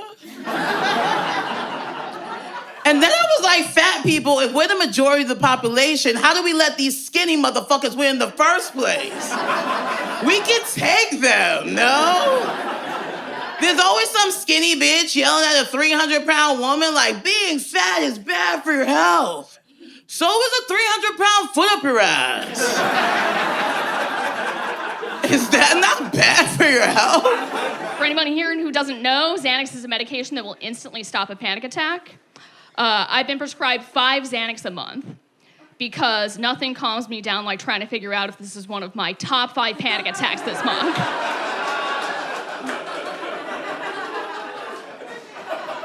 I just tell myself, breathe, find your center, and remember that tomorrow might be worse.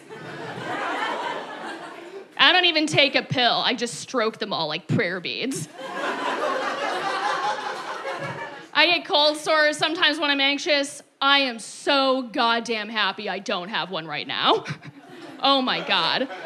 I could bomb the entire rest of this set and I'm still gonna watch the tape back like my upper lip fucking crushed it.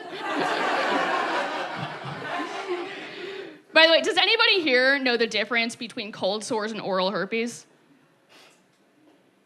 No? All right, I'll tell you. The difference is if you tell someone you have oral herpes, they remember it forever.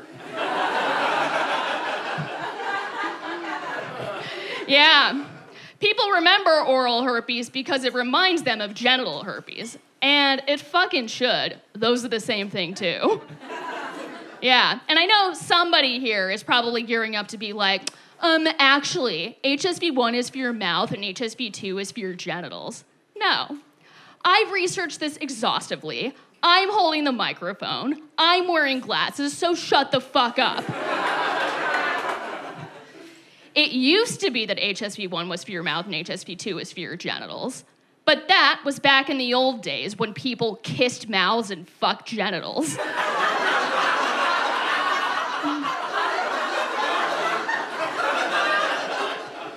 But then in 1998, Bill Clinton invented loopholes. And here we are today.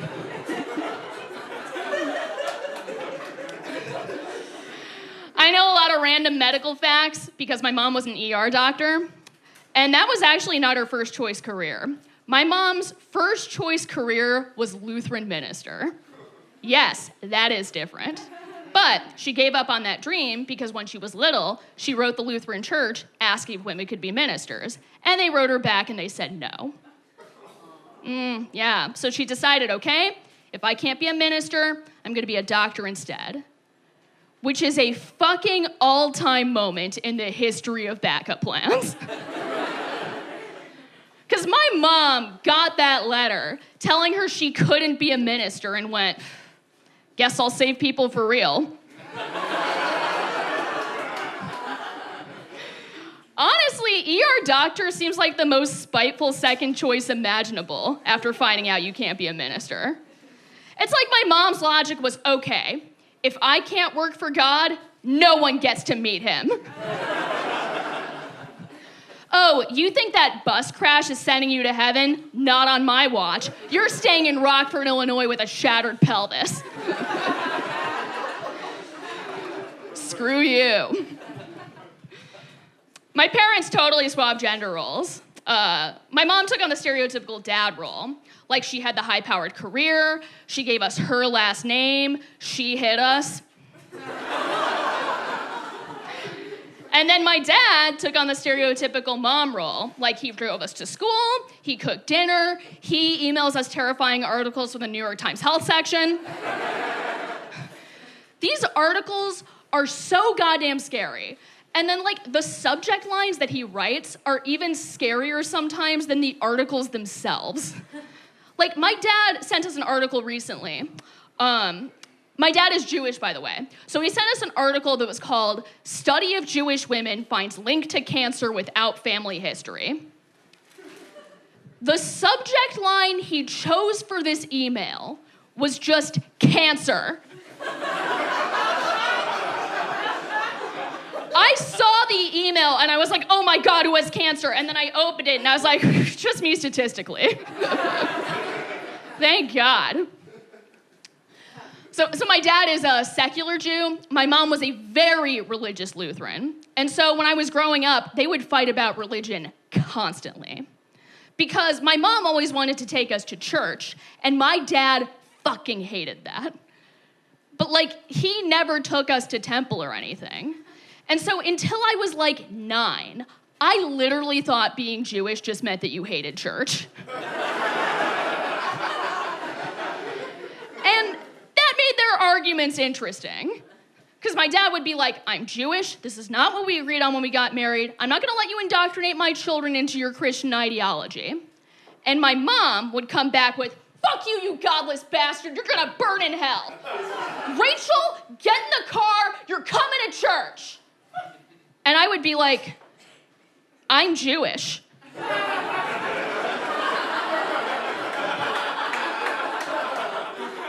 And she would be like, no, you're not. You're only Jewish if your mom's Jewish. And I would be like, he is. All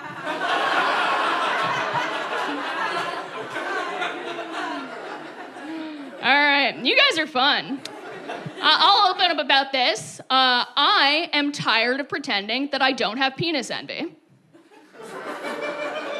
Thank you. I totally have penis envy. Do you think I like taking my pants all the way off to piss behind cars? No. I feel like penis envy gets a bad rap because Freud coined the term, and his theory of penis envy was when women are little, they notice they don't have a dick so they can't fuck their mom. Yeah. And it's like, I don't want a dick so I can fuck my mom. I just want to write my name in the snow. And then what can my thing do? What can my pussy do? Get fucked and bleed. That's what I yell at people who cut me off in traffic.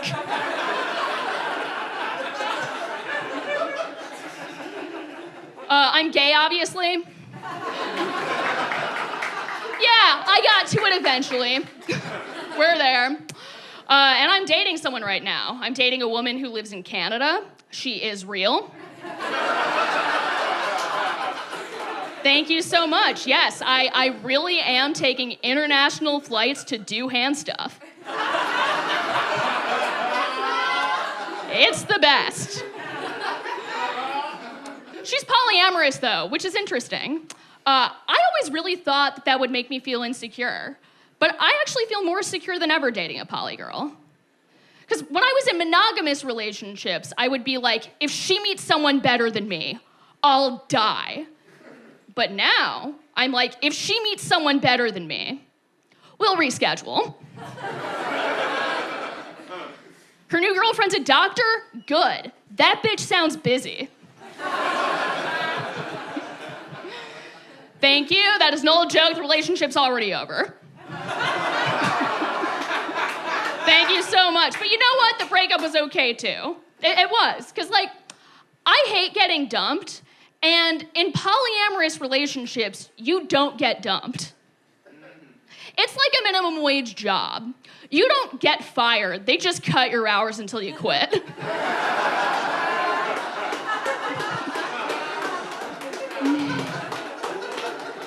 All right. I am trying to get back out there now. It's hard, though, because I have really bad depression. And one of the symptoms of depression that people don't really talk about much is it can cause dryness in your date's pussy. Yeah, I cannot roll with the punches of casual dating the way that most people can. Like, it always sucks when somebody cancels a date, right? Because you prepared for the date. You're like, ugh, I shaved my legs for nothing. But it is so much worse when you're depressed. I'm like, oh, you can't come over tonight? Well, then why did I just throw out 30 Gatorade bottles full of piss? Clap it up if you're queer in here. Ooh, hell yeah, okay. Officers? Round them up. No, I am queer, but recently, you're laughing too hard.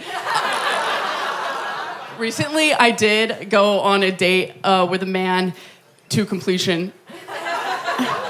It was the first time in a long time that I've been with a guy, but I gotta say, no matter how much time I take off, giving head is like riding a bike.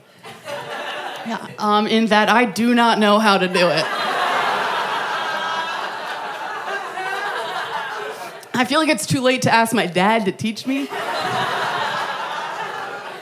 But I'm doing bits in the bedroom, you know? If someone tries to go down on me, I kind of slam my legs together shut and I go, too slow.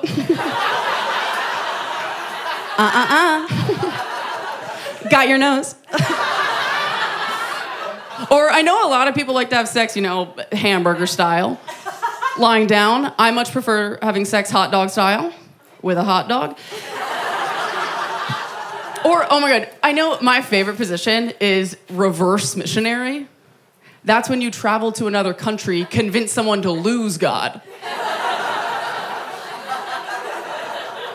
And also your butts are touching. A few days ago, I was talking to my friend, like Gold Star Lesbian, and they were like, well, you know, I've never done doggy style. Or at least, I've never been the doggy. Dude, do you think doggy style is one dog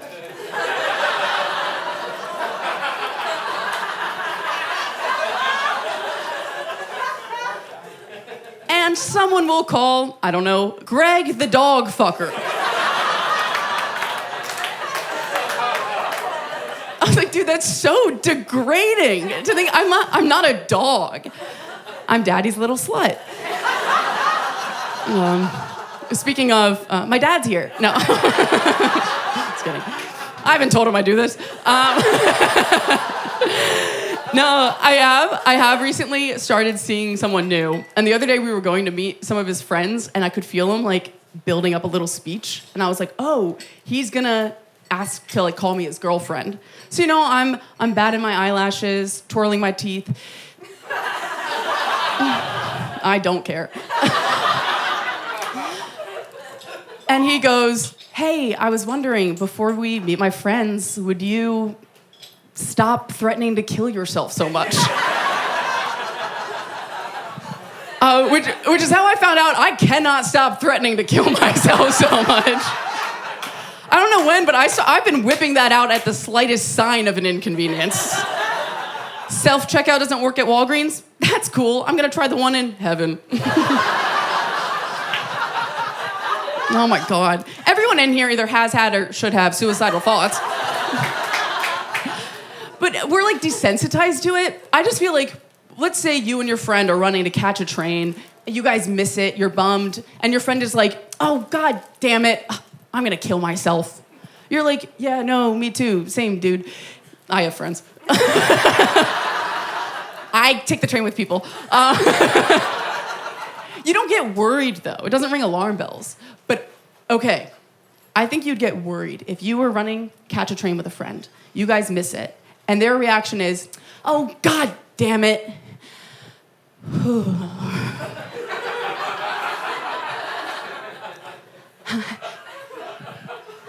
I am not going to kill myself. Sure thing, buddy. Do me a favor. Let's say that a few steps away from the yellow line. It feels like you can joke about suicide, but only if you're getting like as silly and specific with it as possible. I texted a friend the other day that I wanted to put rocks in my pockets and walk into the sea. I think because, what was happening?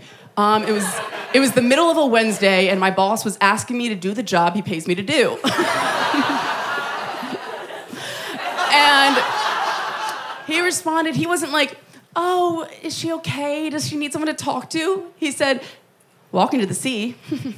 Slay, Little Mermaid.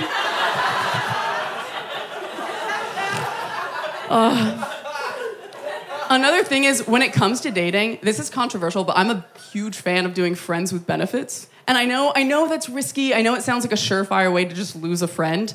I mean, I learned that firsthand. This is true. At one point in my life, I had a friends with benefits, and the friend passed away, taking with him most of those benefits. But the thing is, I've done so many casual hookups, so I'm used to playing like the game of it, because it is a game. You don't want to be the one to catch feelings, right? So you're sort of playing to see like, well, who can care the least? Who can be the most distant? So, for the other guy to just up and die.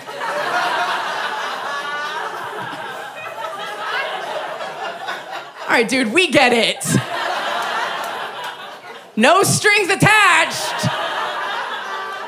One of the craziest parts, so when I was walking to the funeral for this person, I got catcalled. And I know that's tricky, but I'm telling you, when I heard the voice of that catcaller, it was like, you know, after you lose a loved one, and you're like staring out a window, and you see a cardinal, and you just know.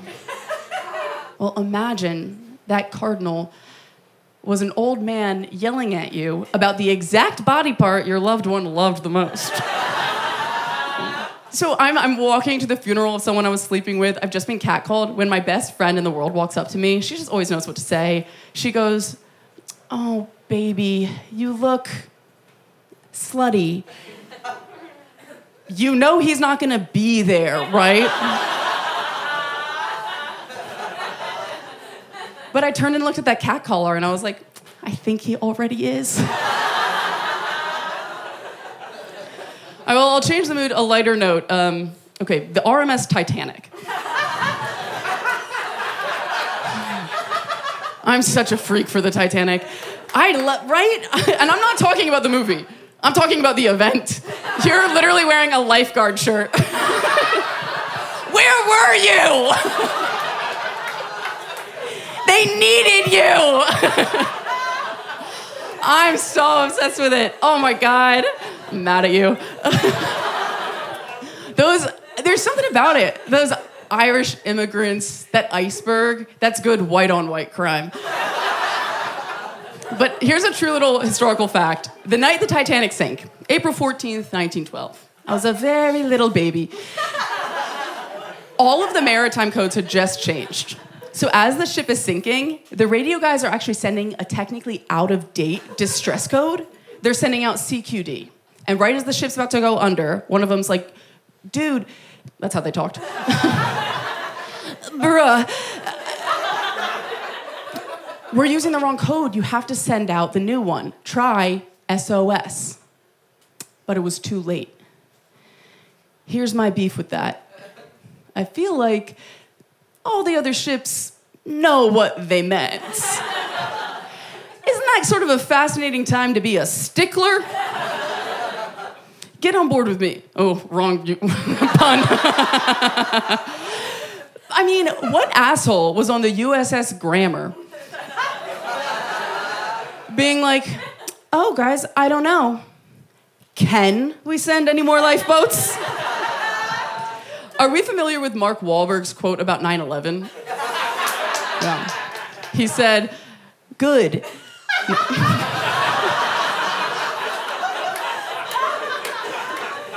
Again. If you're not familiar, Marky Mark, he has this insane quote. He told reporters, if I had been on one of those planes, 9/11 wouldn't have happened. That's how I feel about the Titanic. If I had been in the North Atlantic, April 14th, 1912, 9/11 wouldn't have happened. I'm gonna leave you guys with this. We're doing history, we'll do science. I do feel like the way that we measure penises is very out of date. Because, I mean, size doesn't matter. Unless it's too big or too small, size doesn't matter.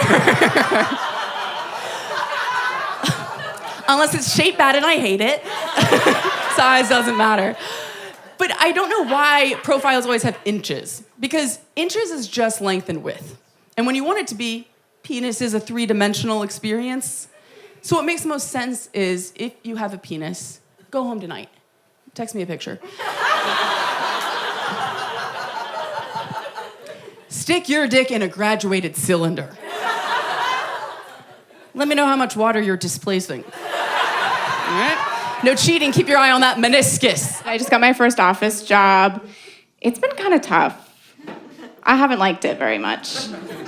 I guess I genuinely thought in a 9 to 5, they weren't allowed to contact you after 5. I thought that was American labor law. Because, well, that's what they call it, that. The first week that I worked there, somebody asked me for something at 6 p.m., so I emailed HR. I was like, this is not appropriate behavior for the office. Because at 6 o'clock at night, I'm at my house alone. You contact me, that's sexual harassment.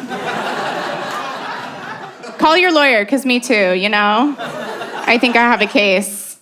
It's been a very rough adjustment for me. I'm learning that at a desk job, you really need to be detail-oriented. You need to pay attention to the small stuff. And that's ableist because I'm stupid.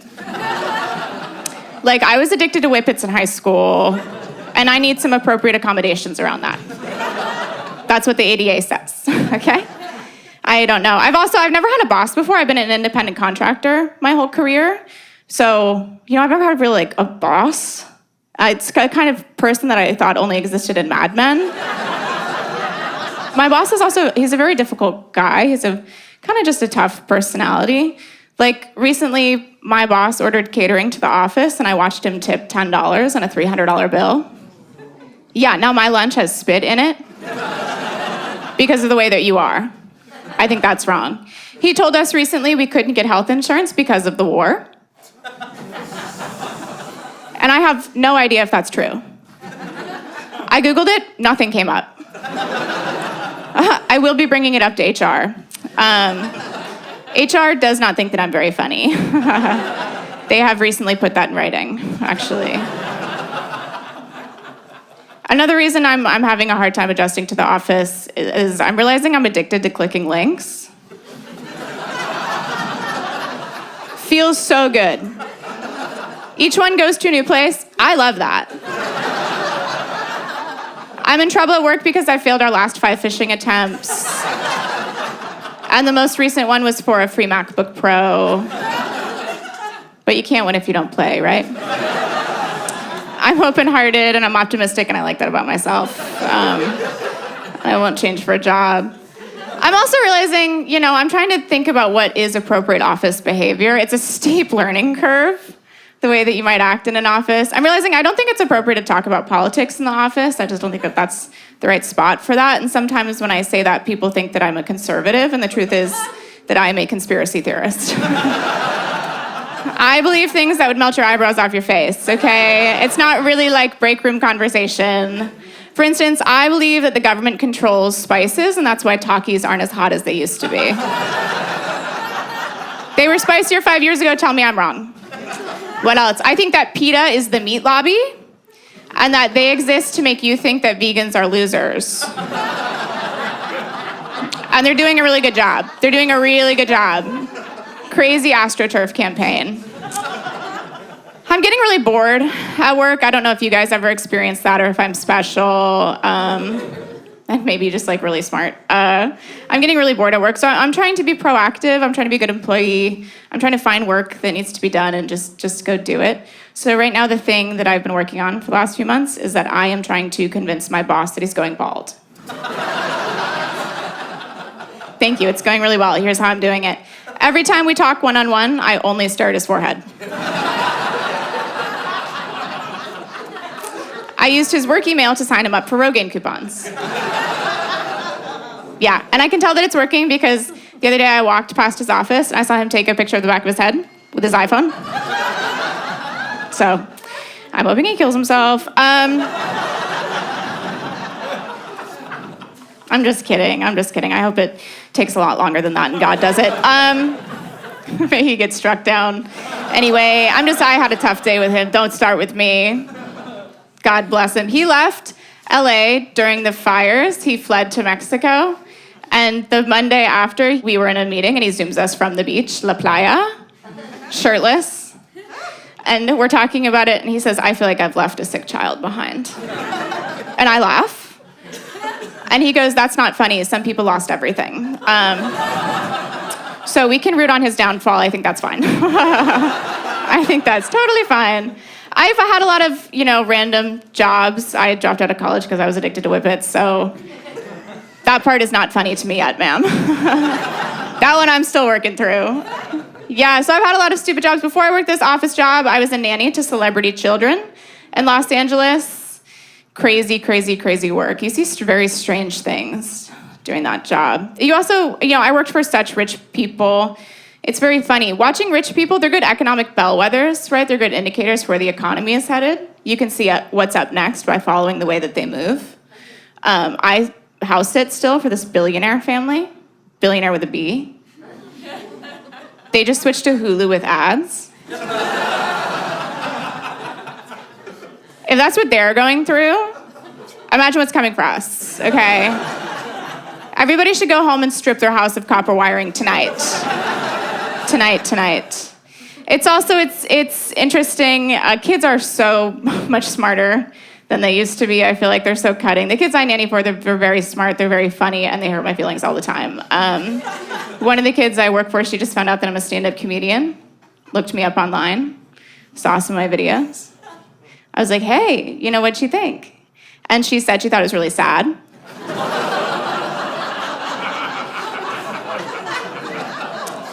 And I had to be like, maybe you didn't get it, I'm doing sort of an elevated thing up there. I get a little political, and she tells me, whatever it is, it's not landing.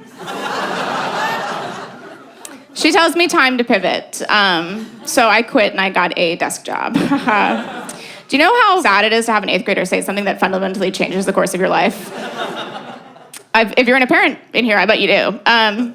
Yeah, all my kids the kids I nanny for were addicted to YouTube. All kids are addicted to YouTube now. That's what Gen Alpha is. They have new language with each other. The kids I nanny, when they speak to each other, sometimes they will ask one another to like and subscribe. We're witnessing the invention of a new language. It's crazy. TikTok went down for a few hours a couple months ago. I thought they were going to storm the Capitol. The amount of political power they had in that moment was unbridled, unmatched. They started doing ASMR videos to each other, waiting for TikTok. They were doing unboxing videos of their backpack. One of them took out a sandwich that I had made her and unpacked it for the audience of 2. I don't know, psycho. So I'm trying to get them off the computer. I'm trying to get us into real life, right? I'm trying to just de-digitize our world a little bit. I got us all library cards. I'm bringing us to the library. We are watching movies there. We'll work our way up to streaming. So I'm seeing a bunch of movies that I've never seen before. I just watched The Matrix for the first time. Yeah, thank you. I didn't get it. I did not get it. It went so far over my head. It was like watching a movie in French, to be honest with you. And I think the reason I didn't get it is that, if somebody approached me with the truth about reality, I would be like, that sounds like none of my business. Like, if a government agent said, we need your help, I would be like, that is gonna make me late for Pilates. I kind of have a lot going on, you know? I can't be doing your job too.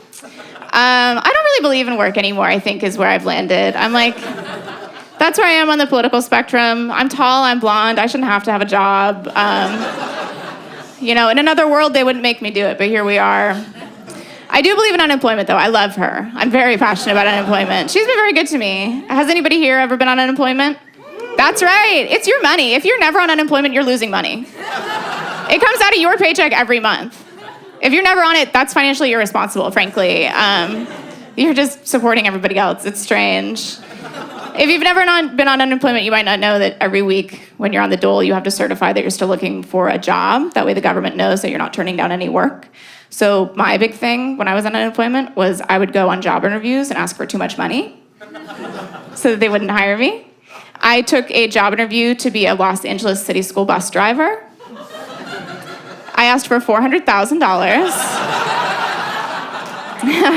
and a pension because it's a very tough job and that's a very precious cargo. Okay, I've been Hillary Smith. Thanks so much, guys. The white people here are really nice. Did y'all see that? They're really nice. Y'all are really nice. I wasn't expecting that shit at all. Y'all are really, really nice. When I got here, this white man held the door for me and he was like, thank you. I was like, thank you, motherfucker. What the fuck? What's really going on in here? Huh? Too many breaks in here. White man says thank you and he did the thing. That was really nice. This is cool. This is really cool. Got booked on the show.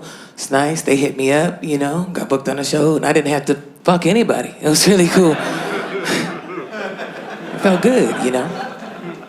I want to normalize fucking your way to the top. I do. Thank you, sir. Thank you for the snaps. You know, I'm gonna fuck anyway, so might as well be to the top. To the top. I don't mind being the only black girl on the lineup. I don't. I like it. I appreciate it. I'm like, okay, cool. I'm the only black girl on the lineup. This sounds nice. It's nice. Means I automatically have the fattest ass. Right? Trying to find somebody to relate. And I was like, that's okay. Thank you, baby. Thank you. I see you. I automatically have the fattest ass. That's cool. I got small titties, though. I do got small titties. Anybody got small titties? Sounds miserable. I know, I get it. I know. Where the big titties at? Hell yeah, nice. You know what it's like being 6 feet tall and having small ass titties, you know? Small ass titties, right? Just thick for no reason, okay? I got 30 seconds left in this outfit before the whole zipper just flicks out and just hits you in the face. I don't understand. It fit me so well in 6th grade. What happened? I don't get it.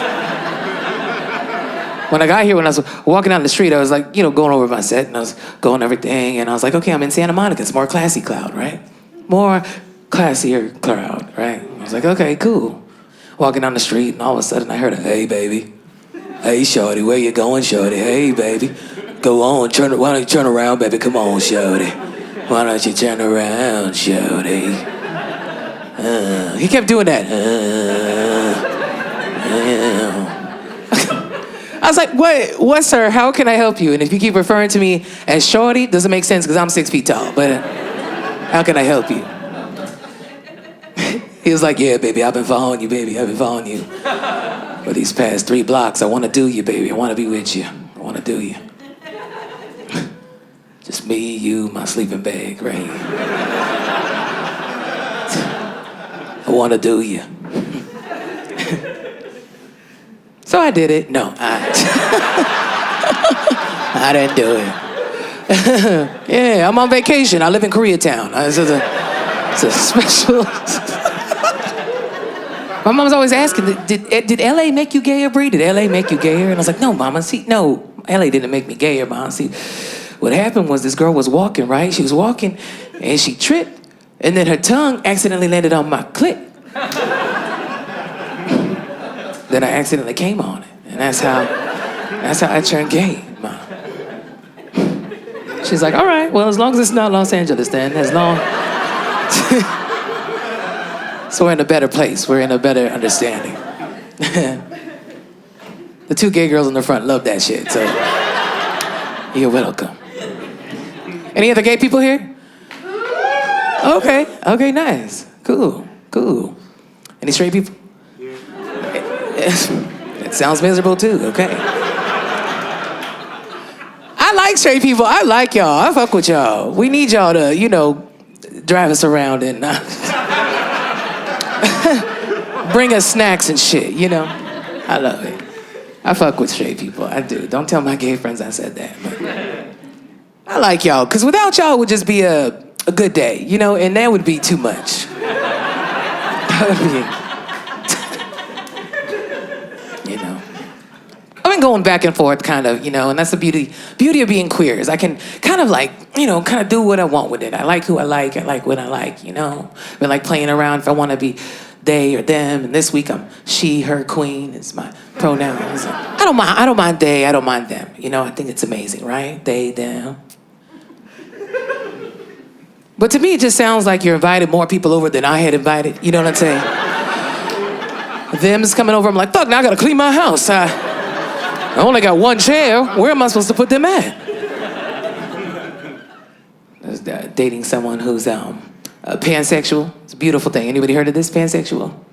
Okay, sounds good. Pansexual, for people that don't know, is when you're attracted to somebody's personality more than their looks, okay? It's a beautiful thing, sexy thing, I thought it was cool. She's pansexual, Every once in a while, though, I would just have a hard time with it, and I would just be like, but what about this ass, though? What about this fat ass? Could you just pansexual fuck it real quick? I don't know. I used to slay boys, though, okay? I used to slay boys. Sir, I used to slay boys, okay? I used to eat these boys up, okay? Dick. That's all we talk about. Dick. I love dick, I loved it, I used to point at boys and they would explode, They'd be like, my leg, Just loved it so much. Loved it so much I had to start, buying dick. I had to buy a dick. I had to put my skin up to a bunch of random dicks to see if I could, get a dick that had the same color as, as this, and it was in the store. I was just looking for the, the right dick, and I was putting my hand up to each of it, and I was like, oh, this one's too purple, this one's too pink, It's like, it's like a gay Goldilocks. This one's just right.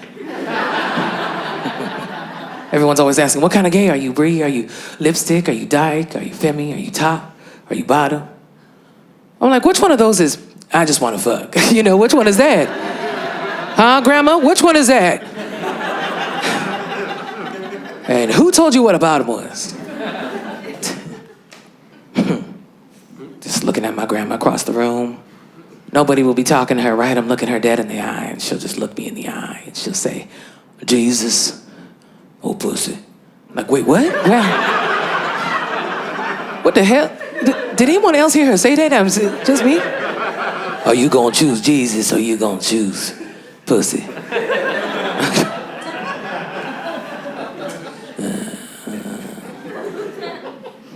That's a hard question to get asked, y'all. It is. Because I really enjoy both, okay?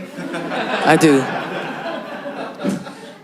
I talk to both every day, okay? Sometimes at the same time, Oh, God.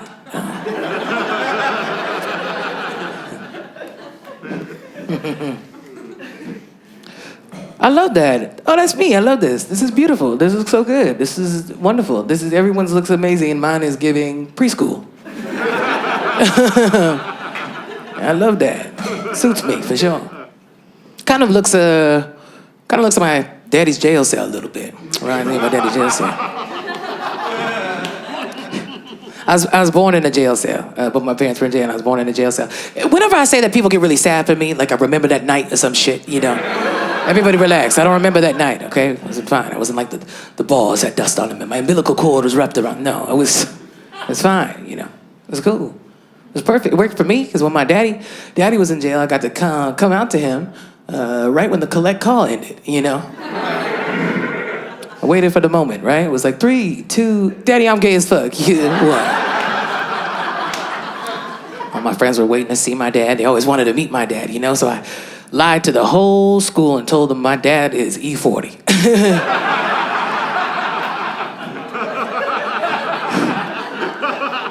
The white people are Googling him right quick. So everyone called one day. They were like, oh, we want to talk to E40, right? They want to talk to E40. So I had to fake it, you know? So I was like, okay, we gotta re-record this voice note real quick. We gotta re-record the voicemail, you know? I don't know. My brother pressed record. I didn't know what to say. I was like, straight from the Bay. Posted in the A. About to hit the club because my daughter's kind of gay. I have a WAP. Anyone know what a WAP is? Mm-hmm. Nice. Wet associate. So I'm trying to get out of here before you see it.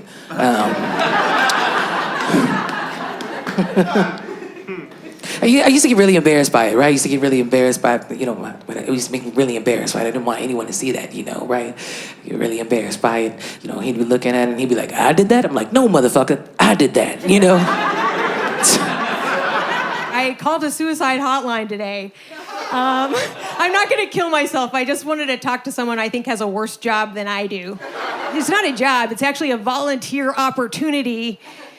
My bad. And the people who volunteer for that do so because they have attempted suicide at one point in their lives themselves. So I was like, ugh. But I was like, that makes sense, those who can't do. I don't know. First joke, get on board. Let's keep going. I've lived in New York for 20 years. I've moved 18 times. The city is dehumanizing. Brutal. This last place I'm in, my landlord made me go on a face-to-face interview with him to get the place. Like with first date questions and everything, only I was the only one getting fucked, right? This guy, at one point, he asked me if I was Jewish. I was like, what the fuck? Like, dude, I could sue you for asking me that. And he's like, wonderful, you're Jewish. So, all right, cool. I am Jewish. I didn't just lie to get the apartment. But lying to get property is kind of what Jews do. So, win-win. All right, keep it cool. Don't talk about Israel. Keep it cool. Do not bring it up. Do not bring it up. I live in that apartment with my boyfriend, which is cool because we're a double income household. But I do earn both of those. He is poor. He is poor and stupid. A very dumb man, but I do love him. That is what I say. I say it all the time. I kind of have to. There are some things you say on cocaine you can't take back. You gotta keep saying it or you're a drug addict. And he does that thing too where I'll tell him I love him and he'll be like, I love you more. I'm like, ugh, I know. Stat bringing it up. You're bumming me out. Is anyone in love in here? Just by woo? A couple quiets. All right, weird ride home for some of you. Once you start saying I love you to somebody, that is how you end every conversation, is by saying I love you. You cannot say goodbye. Goodbye it sounds like you're saying go fuck yourself, right? So I'll be leaving my house, to get away from him. And I'll have to do the thing or I'm like, okay, I'm going, I love you. All right. And then I'll go, and then God forbid I forget something and I have to go back in and do that again. I just I forgot my headphones. Okay, I love you. It's oh my God, I can't believe I have to lie every time I leave my house. Don't feel bad for him. Don't feel bad for him, you guys. He's heard these jokes and he laughs and laughs because he doesn't get them, so. It's fine. I'll probably marry him. I don't know. I give up. Like I said, I've lived in New York for 20 years, so I've already fucked all of you. Not individually, obviously, but in general. You know what I mean? I get it. I know what you're up to. Like, there is, this girl's like, I know, I fucked. She's like, remember when we? I do remember. It's just, there's like nothing any of you in here could do in bed that would surprise me. I promise you. Like, I was once having sex with this guy, and in the middle of it, he started barking like a dog. Oh, do you know Dave? Oh, no, okay. But he thought he was being sexy. He was like that. He was like, and I was just like, oh my God, like, I can't believe he trusted me with that. I'm gonna run straight to a microphone with that shit. You kidding me? Thank you so much. I'm gonna coast off of this for a decade. And I didn't know what to do either, you know, because I'm used to fucking people. Like, I'm like, wait, what's the fantasy playing out? A girl gets fucked by a dog? Is that what we're doing, you know? I was like, how do I make this not some bestiality thing, you know? And he's like in me, so I gotta think quick. So I'm like, maybe it's not bestiality if I'm also a dog? But like a smaller one? So I'm sitting there to try and find the courage to be like, I don't know, like, bark. I don't know, but you know when you're fucking a dude and he's barking like a dog, and it's your turn to bark and you can't? She's shaking her head no. I didn't know what to do either, so I just ended up dating him for 6 months. And then he moved to LA. They're not all fairy tales. They're not all fairy tales. Do you guys like dirty talk? A couple yes, and the rest of you, ooh, and a whistle. He likes a dirty whistle. He's like, listen up, honey, the choo-choo's coming.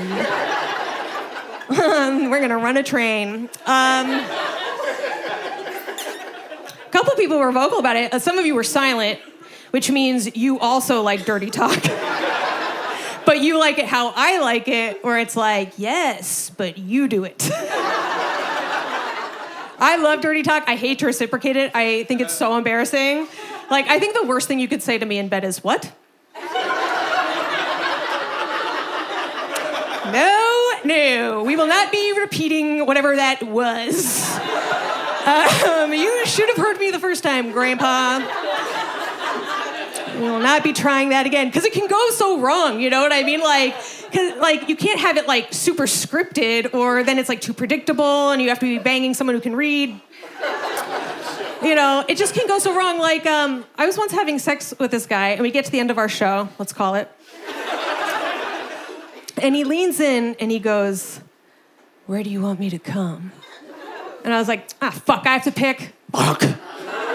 Oh, I make a million decisions in a day. You couldn't even pick dinner, you know? And they make it seem like it's some romantic gesture. Like I get to choose, you know, like chivalry ain't dead, you know? Here comes Sir Lancelot, like, where would you like my jizz, my lady? You know, and I was just like, oh my God, what is it, Valentine's Day again? I get to pick? What is this? Is this what's left of my woman's right to choose? And it's not like they're giving you a lot of time to decide, you know.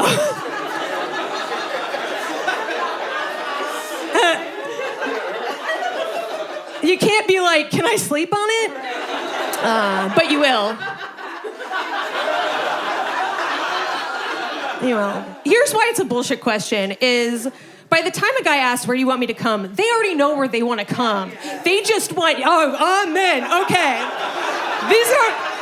Listen up, man. These women are all like, yes. They know it. They just want you to say it so that way they don't get in trouble. And you can ask me a million times. I'm not going to say the face, okay? No, I don't know if anyone in here is doing the face. I call shenanigans on the face. I don't believe in it. I've slept with enough men to know that most of you are not making it to the face. A lot of dribblers out there. It's like trying to get to one of those broken water fountains where you're like,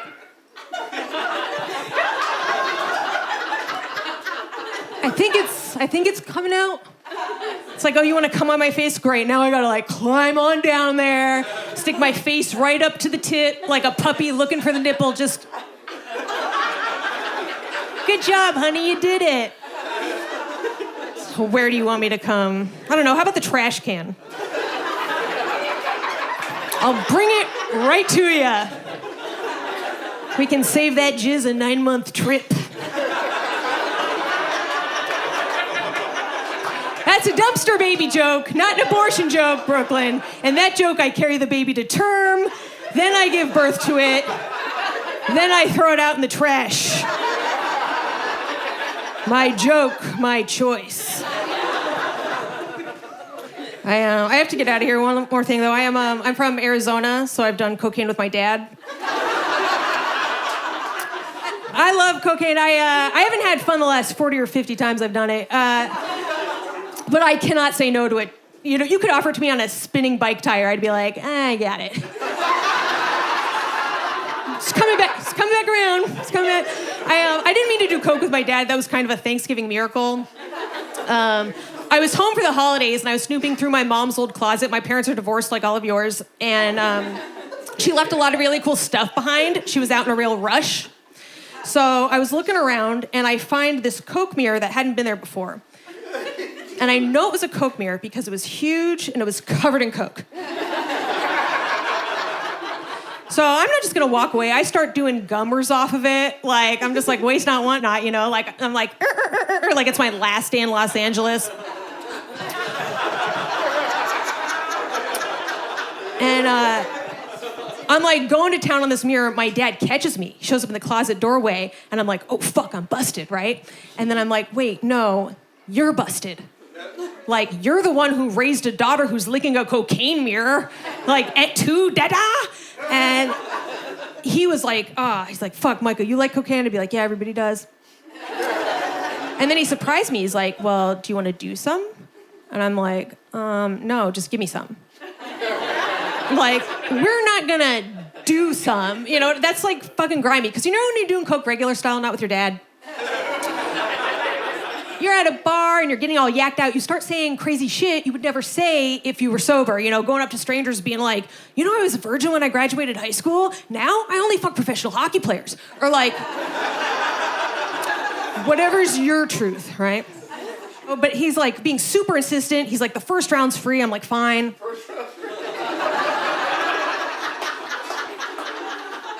So next thing you know, he and I are raking lines on the poker table that counts as a dinner table when you're a divorced dad. And sure enough, we start having that cokey conversation. It was so awkward, right? It's just like line after line, like,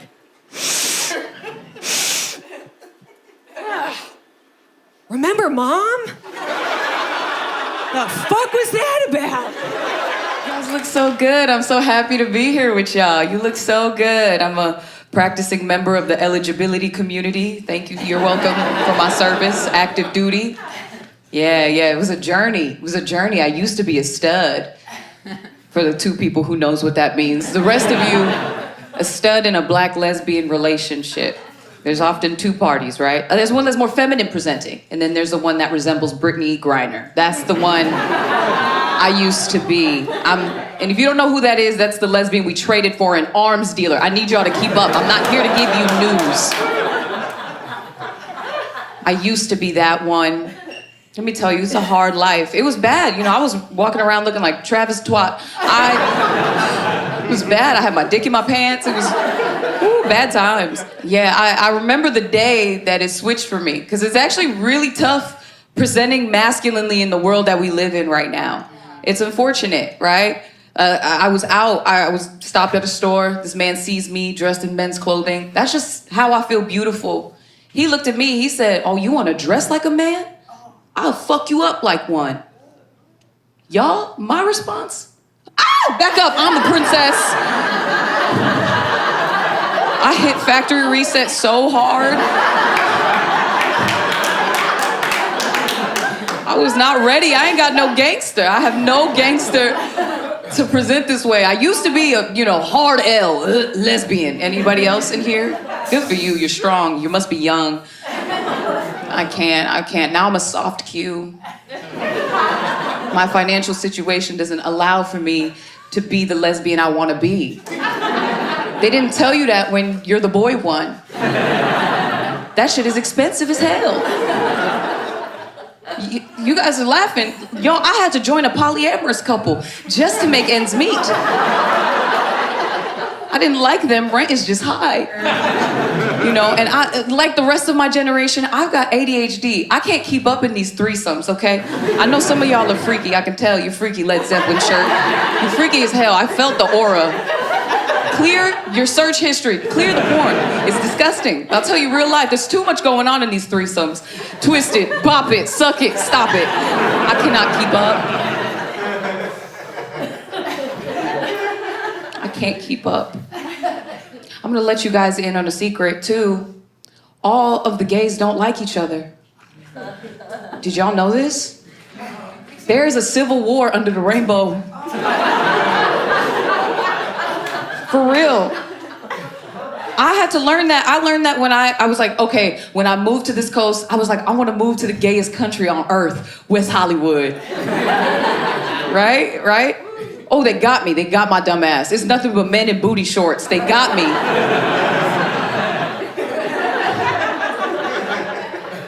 At that point, I had already paid my security deposit. I said, I'll make the best of it. They shut down Santa Monica for Pride, right? That's where all the gays go. And I get stopped by this beautiful, ethnically ambiguous gay boy, right? You know, so I'm thinking he's the welcoming committee. He stops me. He was like,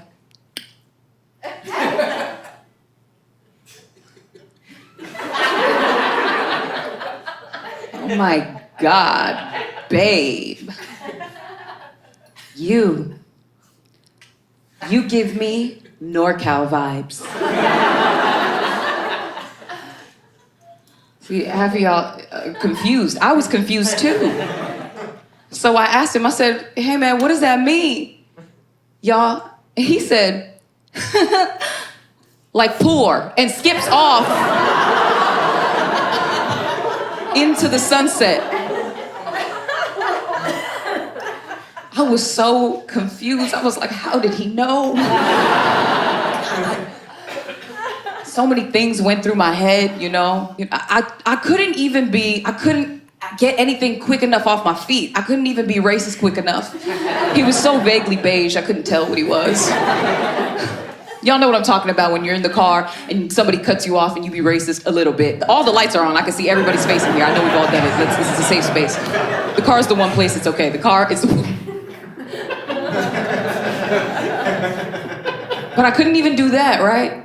The best I could come up with was, oh, you cunty bitch. You can't win against the gay boys. He said, purr, and he kept skipping. What? Yeah, sincerely. Anybody else part of the eligibility community with me? No? LGBT eligibility for those who can't spell. No? Oh my God, statistically that is impossible. Somebody is lying. Okay, very fine. That's good that we have some representation. I don't like this at all, Santa Monica. This is, where's the mayor? Is the mayor in here? Looks like, this is a problem. You know what? Here's the thing. I will say, most of us have family members that don't understand us, right? Because like me, I was raised by boomers. A lot of them more conservative and or religious, right? Or just dumb. Just dumb for a lot of us. The one family member I try to avoid with all of my being is my Uncle Tracy. He's a old head. He got a Bluetooth and everything. Fucking with me, y'all. No, seriously, my niece thinks she gay as some shit. He fucking with me. Seriously, like one time I go back home for the holidays and he pulls me aside. He's like, here you go, my niece. You think you gay for real? Come here. Let me smell your breath. What? What? Y'all, he fucks with me, so I gotta fuck with him back, right? Yeah. So I said, okay. You know, he said, oh yeah. Ooh. Oh. she Latino? I said, yes, oh my God. He's stupid, but he's like a pussy sommelier. You understand? He could smell all the notes. He was like, oh, 1994, gold hoop earrings. Is she from Ventura County? I said, yes.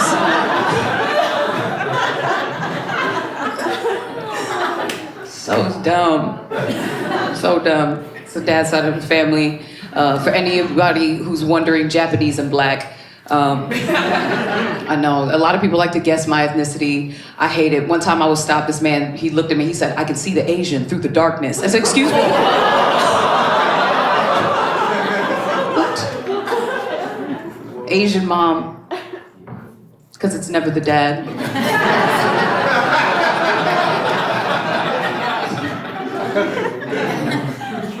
I'm not my mom's favorite kid at all. I'm queer and a clown. It doesn't... Not her favorite at all. You know, I will say one thing about Asian parenting. Asian women have the best branding on earth. They get away with murder, truly, because we're socialized to believe that they're cute, docile, submissive, right? No, the fuck they're not. Right? TV anime makes them seem like so childlike and innocent.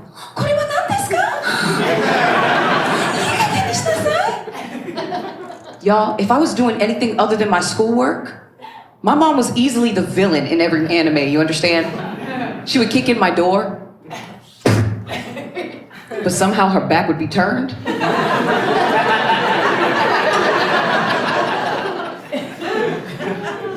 She would do a monologue in Japanese. And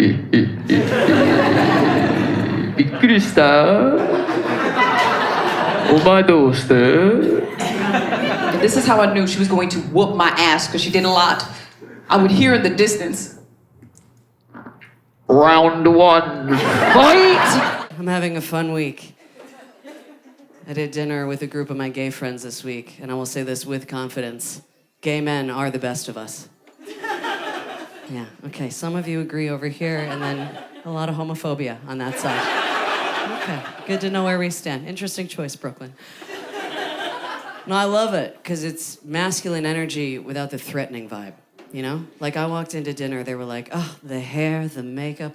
One of them was complimenting my tits. I was like, put them in your mouth. What are you gonna do, enjoy it? Let's go! They're having the most sex out of anyone on the planet, too. I don't know if you know this about gay men. To be honest, I don't understand why more straight men aren't gay, okay? Have some fun, live your lives, dip it in, dip it out, okay? But they were telling me about one of the apps they use. I'd never heard of it. It's called Sniffies. Have you guys heard of this? No. So I heard one yes, and I give you permission to speak during my set. I knew you were told not to. Who's the person that's heard of Sniffies? Right over here. How would you explain it?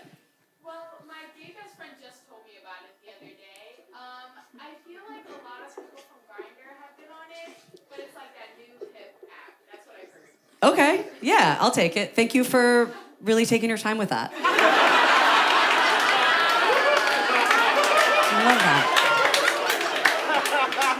I love that. Thank you. You're right. It's like Grindr on crack. It's unbelievable. It's a hookup app. It's less of an app, more of just a map. It's a map that you open on your phone. It geolocates you and whoever else has the map open in your immediate vicinity. It's the Marauders map from Harry Potter, is what it is. It's just a little mischief managed, and here we go. It's pretty unbelievable. But I was thinking about that and like how proud the original map makers of the world would be, knowing that this is where their creation had come to. Because they were all gay, no doubt. Bi-curious, at least. Are you kidding me? Cartographers, sailors in the 1400s. Women weren't even allowed on ships back then because it was considered bad luck. And that is the gayest thing that I've ever heard in my life. Just no women aboard this vessel! They'll bring bad weather and misfortune. Thomases and Williams only.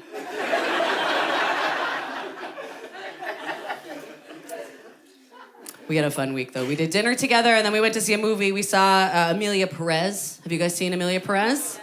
Okay, all right. So there's a lot of buzz about this movie right now, and without giving away any spoilers, Emilia Perez is about a Mexican cartel boss who wants to transition from male to female, and Zoe Saldana plays a lawyer who helps him do that. And it's in Spanish, and it's a musical, and it's the reason Trump won. Yeah. It's a liberal Mad Libs. Holy shit. Just show me, we're getting one. And I actually posted that joke on social media and got a lot of heat from both sides of the political spectrum, which was really interesting. Like, people on the left were like, hey, that movie doesn't accurately depict Mexican and trans people, so you must hate Mexican and trans people. And then people on the right were like, why are women still allowed to talk? You guys. We're having a time here in America right now, I would say that. Having a real time. Does anyone else feel like this country is about to absolutely implode? Yeah, anyone else getting fall of the Roman Empire vibes right now? Yeah, we're going down. And we're such capitalist little freaks. The end of this empire is gonna be so peak America. It's gonna be televised, it's gonna be sponsored. Just like, welcome to the 2026 Geico Civil War.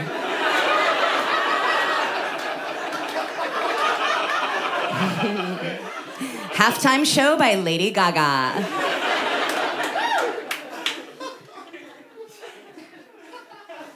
Now, there's a lot wrong with this country right now. I think fundamentally one of our biggest issues, that's a tough one to correct, is that we are just too big.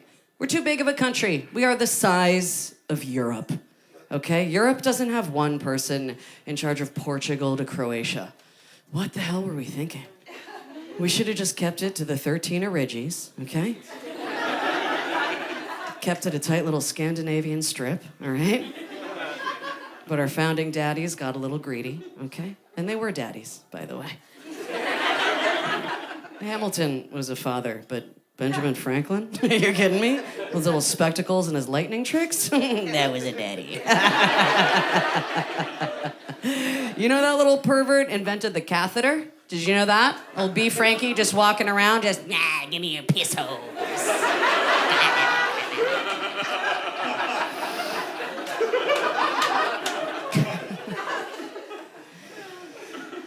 So we're just out here. It's too goddamn big, too big. I think another issue we need to tackle immediately is our news. Our news cycle has gotten pretty out of control. Do you remember when the news just used to be the news? Just one show, one program, 7 p.m. every night. I'm Tom Brokaw. This is what happened at the day and time that it happened. Where did that go? We have transitioned into a 24-hour interpretive dance of just the worst shit you've ever heard in your life. Unrelenting. Our news right now is a Russian gymnastics coach from the 80s. Just brutal. Just more, war, famine, a Kardashian eat Timothy Chalamet.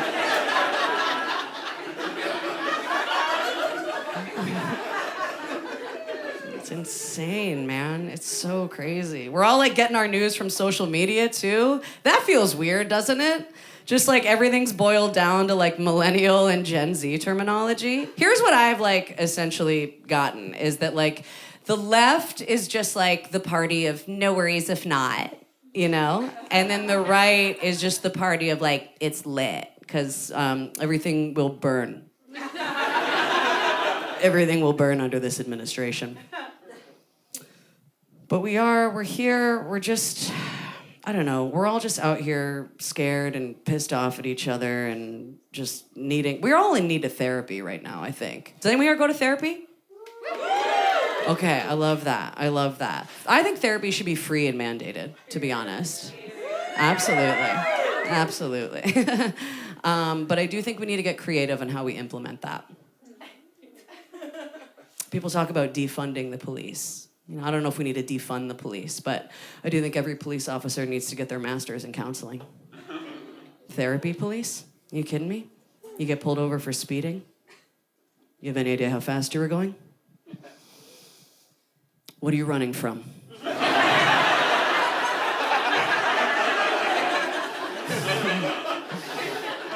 When's the last time you made eye contact with your dad? So I'm out here. We got any fellas in therapy out here? 1, okay. 2, nice. You guys just... just talk to someone once. One time, see if it helps. I'm looking for a fella in therapy. I'm like dating a little right now. I don't know. I just got out of a very long relationship, so I'm just starting to date again. I was in an 8-year relationship. Do we have any couples in the crowd tonight? Okay, who's our longest couple? Who's been together the longest? Like over 5, 10 years? Anyone? Okay, I like that. Where are you? Oh, not even sitting next to each other. Okay. Well, that is just fabulous. So what's the secret to the longevity of your relationship? Distance, it seems. I love that. I love that you guys, there was an option for you to sit next to each other. And you both said, not tonight. Not here, not now. It's wild. I'll tell you, it's wild going from a long-term relationship to dating again. Because in a long-term relationship, it's a beautiful thing. You get to develop this trust with someone, this bond. You get to bring your full self, flaws and all. It's really amazing, you know?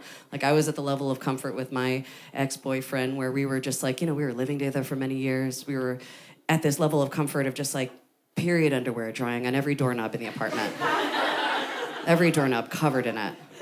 Period underwear that I'd scrubbed. Bloody knuckles. Do you understand what I'm saying? I just want to paint the picture for you guys.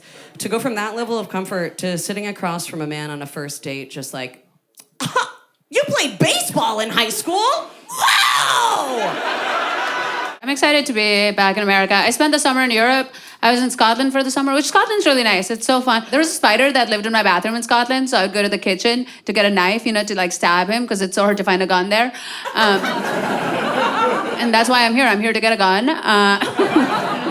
Is now a good time for gun jokes? I don't know. I was in Texas the other day, and I saw a Wendy's flag at half-mast. I was like, I didn't know Wendy was a white nationalist. What is happening? I don't know what I thought was gonna happen, you know? Like, I thought when he got elected, I thought he would go up there, you know, in January, he'd be up there giving his little acceptance speech. And I was hoping that a guy with a knife runs up on stage and cuts him, and then we find out he was cake this whole time. Wouldn't that be the perfect end? We'd have like 500 pounds of cake. I do like it here. My therapist lives here. Is anyone in therapy? Yeah? Yeah? Men in therapy? 1? It's great. It's great. I like that men go to therapy. I started therapy because of some of my guy friends. I was hanging out with a bunch of male comics outside the comedy club, and one of them looked at me and he was like, Casey, you're just like us. You got that dog in you. And I was like, I have to go to therapy. I can't have that dog in me, what? Because like men are great, but you don't want a group of guys to think you're a cool girl, right? Because that means you're dangerously close to being a bad person. Does that make sense? Like, men are great, but in a group, they're a problem. A group of men is a subreddit. Like, individually, a guy can just be a history buff, but in a group, they did World War II. No, I love men. I love men. Some of my favorite US presidents are men. They're so good. No notes.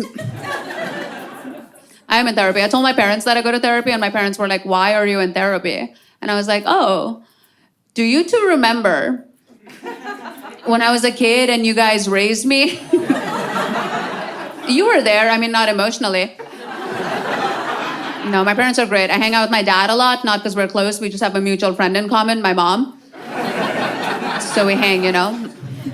Because, okay, like, isn't your dad just like your mom's boyfriend? Do you know what I mean? It's like you're friends with your mom and she's dating this guy and she's always like, let's invite dad to brunch. And it's like, yeah, if you want to ruin the vibes at brunch. And then you guys are at brunch and she goes to the bathroom and you're like, what the fuck am I supposed to talk to him about? It's way too late to ask what his whole deal is now, you know? I'm not close with my dad. I'm not close with my dad, but I don't think it's his fault, okay? I think it's because I met him when he was like 30. And I was a baby, you know? And I don't know if you've met a 30-year-old man, but they've stopped making friends.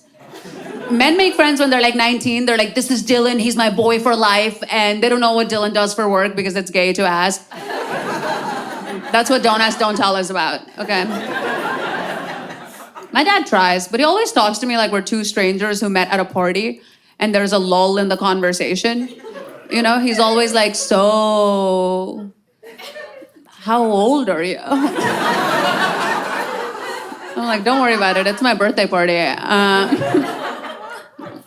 I like my therapist. My therapist really wants me to unpack my trauma. It's like, we don't have time to get into it, but I grew up in a civil war, and like, he really wants me to like unpack my trauma. And it's like, that's what everyone wants now. It's like, why would I unpack it? I just packed it. I just got the suitcase to close, okay? That's not what trauma is for. Trauma is to be used strategically to win an argument. That's what trauma is for, okay? The only time I bring up my trauma is when my boyfriend wants to watch the movie Dumb and Dumber. I fucking hate that movie.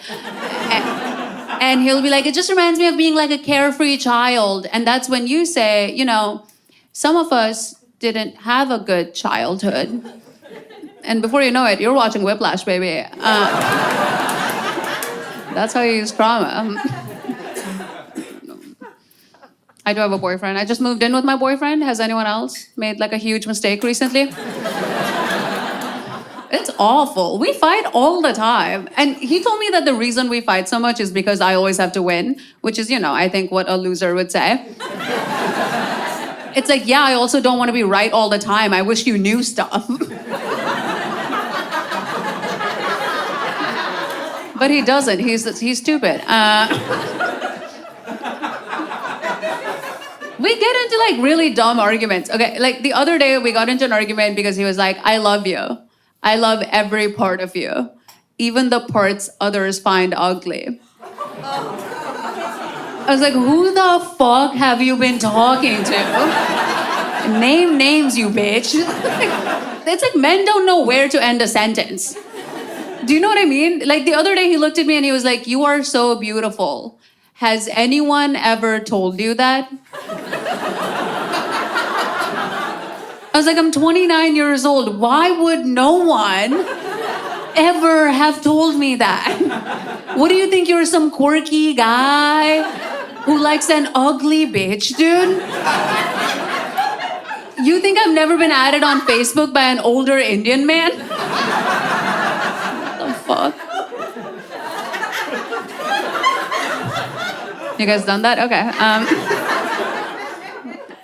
My boyfriend's sweet. He's very sweet. He has 6 sisters. My boyfriend has 6 sisters. That's right. I'm dating a hamster. 6 sisters, which makes him like a huge feminist. You know, he's like a bigger feminist than I am. Like, we'll be watching TV and he'll be like, I don't want to watch that. That guy's a rapist. And I'm like, okay, like everyone's a rapist. We're watching the news. I can't fix that, you know? But I think having sisters, it makes a guy really empathetic and respectful and incapable of choking me till I climax. Are you guys doing this? Don't fucking leave me hanging, okay? You don't grow up in a civil war and not want to get choked a little bit. Grow up. Now, I asked him to choke me in bed the other day. He goes, that makes me uncomfortable. And it's so hard to look at someone you care about and tell them that them being uncomfortable is what gets you off. It's like, forget the choking. You can give a public speech if you want to. I did get him to choke me. You guys are like, please move on. No. It's like I'm choking you, you know? No, I got him to choke me, but he doesn't do it right. Like the technique is fine, but when I look into his eyes, there's still respect for me. And it's like, gross, you're ruining it, you know? It's okay, he's in therapy too. He's in therapy. I think it's great that men go to therapy now, one guy. But in my personal life, I wish he would stop. Because like we're both in therapy. So every argument we have is like we'll argue and then we'll go tell our therapist and then he'll come back and he'll be like, Cheryl said you're not listening to me. And I'm like, Alan said you're not being sensitive. And he's like, Cheryl said you don't pay attention. And I'm like, Alan said Cheryl's a fucking cunt. And that's like Alan's professional opinion. Cheryl is a huge bitch. I hate her. She's always like putting ideas in his head, you know, like teaching him stuff. Like the other day I was in an argument with my boyfriend and I was like, you're gaslighting me, because he was doing this thing where he was starting to win.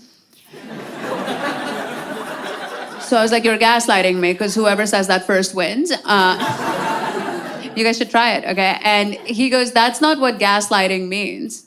And I was like, who the fuck told you what gaslighting means? Cheryl, that bitch. Men shouldn't be using the word gaslighting. Okay. Men shouldn't be winning arguments. Yeah, because the minute a man wins an argument, that's an abusive relationship. Stop being mean to me. I know this sounds toxic, but I'm just trying to get him mad enough to choke me, right? I'm a millennial. Oh, thank you. 5 people. That's why I'm dressed like a teen girl right now. Thank you. Yeah. All my friends, you know, we're millennials. We're becoming middle-aged. Ooh, scary. Careful. Jump back. Don't look at my skin, you know. I really, truly am re-falling in love with all of my girlfriends becoming middle-aged. It's a beautiful thing. You know, it really is. She's already laughing. Unbelievable. I love it. We've been told by the generation before us and my mom's generation that after a certain age, women, we become invisible. Have you heard this before? Yeah, we become invisible. We become caretakers, you know. We go into the background, you know. Guys don't want to finger you or whatever, you know. Let me tell you something about me and my friends. We ain't going quiet, all right? I'm gonna tell you that. This is how we've been combating this. We've been going out to places, getting hammered drunk, talking really loud, all right? If we are in an establishment, you will know, okay? And you will not like it. I was out at dinner with a couple of friends of mine. There was 4 of us, and only one of us was single in this group. She had this mark on her neck, and we were like, Elise has got a hickey. Oh my God, Elise. We're like, she's a slut. She's got a hickey. And then Elise was like, no, I had a cancerous mole removed. We were like, that's right, you don't need a man. Except for your dermatologist. Get your moles checked, y'all. It's fucked up. We've been going buck wild. All my friends are on Ozempic now. It's awesome. It's awesome. It's making them crazy. We all grew up in the late 90s, early 2000s. We're all extremely toxic, you know. Now you can see it. You know, it's awesome.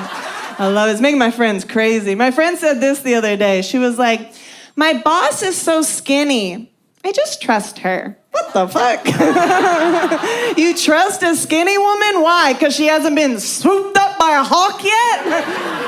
Why would you trust a skinny person? It's insane. I love it.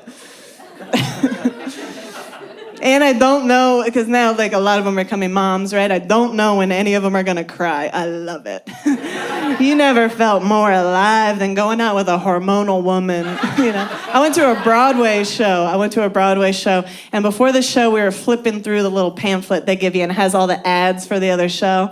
And my friend opened this ad, she was like, I wanna see that show. And it was not a show, it was an ad for HIV medication PrEP, you know? It's just a bunch of gays like, no! You know? She's like, I want to see that. And then she started crying out of nowhere. She was like, I used to hang out with gays. Now I watch Miss Rachel. I was like, it's okay. It's a tough time for us, you know? I grew up in Virginia. What? We thought you were from Paris. Yeah. I grew up in Virginia. I grew up outside of D.C. And this one time I was taking the metro home to my parents' house and it stopped. It broke down in the middle of a kind of a tough neighborhood in D.C. This is like 2007-ish. I'm like 19, 20 years old. I come out. There's no, I don't have a smartphone. There's no Uber. There's no nothing. There's no taxis. And I was like, fuck, I'm trapped, And just when I was thinking, what am I gonna do? This taxi, I swear to God, like a knight in shining armor, just skirt right, hit the curb, you know? And he said the most beautiful phrase I've ever heard. He's like, white girl, where in the hell are you going? I was like, that's that DC hospitality, y'all wouldn't get it, but I was like, wherever you're going. So I get in this man's car. So the first thing this cab driver asked me is, white girl, what the hell are you doing? And I know the ladies know what he asked next. You guys know what he asked next?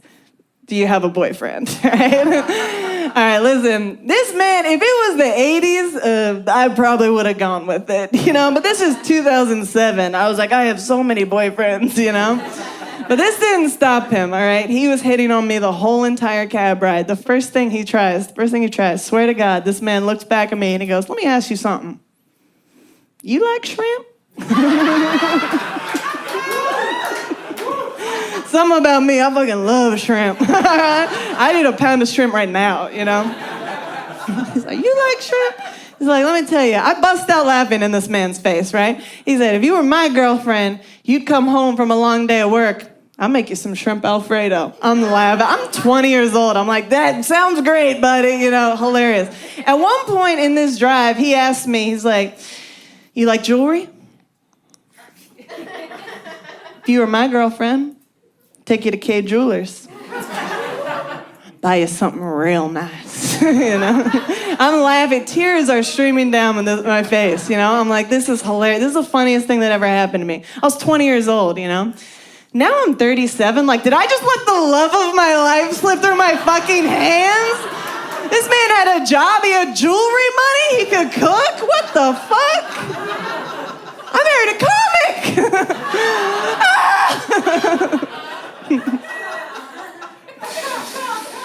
Yeah, I'm married to a comedian, so super rich. If anyone needs money, let me know. I'll be in the back. Thank you. Yeah. We've been together for quite some time now, quite some time. All the relationship advice for everyone who's been in a relationship for a long time, it's always like how to keep the spark alive. You know what I mean? You've heard like how to keep things sexy after a long relationship, how to keep it spicy. What if the spark is the literal only thing that's not wrong? Do you understand? They say don't marry the best sex you've ever had. What if you did and you're starting to be like, this guy can't read, holy shit. I am fucked. Where's that Cosmo article? 10 sexy ways to remind your husband he needs a real ID. You know? Fuck my life. I grew up with this real, like, manly dad in Virginia, you know, he was a real fucking tough, manly man. And I grew up, I was dating all these pieces of shit growing up. Drug dealers, huh? Woo, woo. White rappers, are there any white rappers here tonight? Back off, I'm married. But I love what you're doing, you know? My poor country-ass dad would be standing in front of his taxidermy. All these pieces of shit would come to pick me up for a date. He'd be like, what the fuck, you know? And they'd be like, what's up? You know, it was like bad. My dad always said the same thing to these men. He'd always be like, son, you mess with my daughter, you gonna be bare shit in the woods. Ugh, this is scary, right? And then he met my now husband, who was a theater minor. And he was like, good God, Courtney, go easy on him. Jesus. Seems like he's been through a lot, you know? Talking about having a baby. Oh my God, but I'm a baby myself.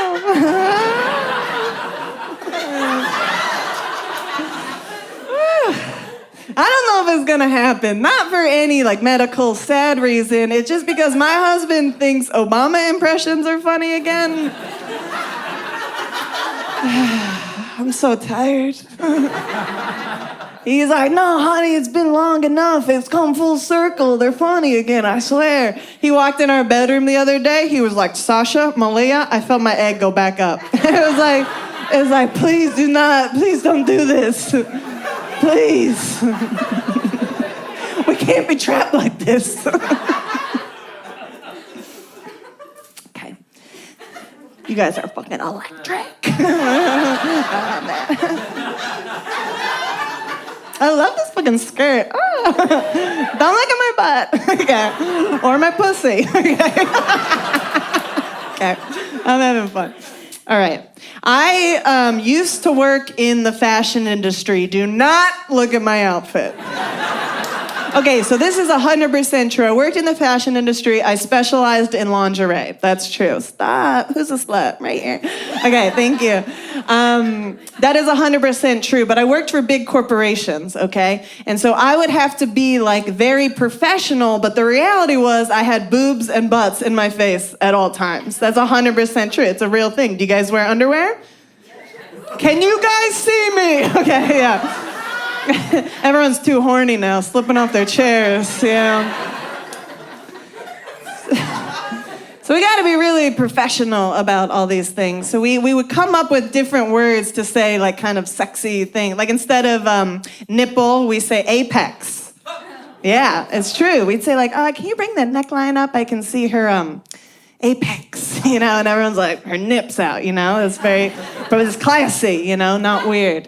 And instead of butt crack, we say separation. yeah, okay. You might want to tighten up the elastic. Her separation is out, you know, very, very, you know, corporate, right? You want to know the only word we couldn't come up with something for? Camel toe. What the fuck? God, we really knocked it out of the park on that one, huh? I'll be sitting in a fitting like, I can see her fat pussy right there. I'm so sorry.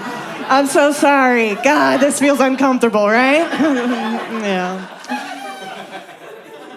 I used to work for Victoria's Secret, little indie brand. Look it up after this. It's a very, very powerful feeling when you work for a big company like that. Like, I don't know if any men in here ever taken home a woman that you thought had amazing tits. Yeah, this guy fucking loves it. And then you got her home, you got her bra off, you realized there was nothing. Fucking I did that. Yeah, that is what I do. Build up men's hopes and dreams and then crush them. I do it all for you, ladies. Okay. When I first moved to LA, I was like determined to get a boyfriend. But I didn't realize guys in LA, they don't want to date like a neurotic Jewish girl from the East Coast. They want to date like a chill girl, you know? Like a festival chill girl. With all her like festival bracelets on. She's like, yeah. She's like, this is from Coachella, this is from Bonnaroo, this is from Cedar Sinai, yeah. They want to date a girl that like does cocaine and then does a nap, you know? Oh my God, but I did something kind of crazy last weekend. I went to a sex party. I mean, it's LA, you know, so it's either that or a hike. I get to the sex party. I don't know what the fuck I'm doing there, okay? There's a guy walking a girl on a leash, okay? And she was like pretending to be a cat. She was like, meow. I didn't know what to say to her, so I just was like, hi. I was like, do you need to be adopted? She did not like that. She got up and she went, I'm like, all right, I didn't know cats had acne. Okay.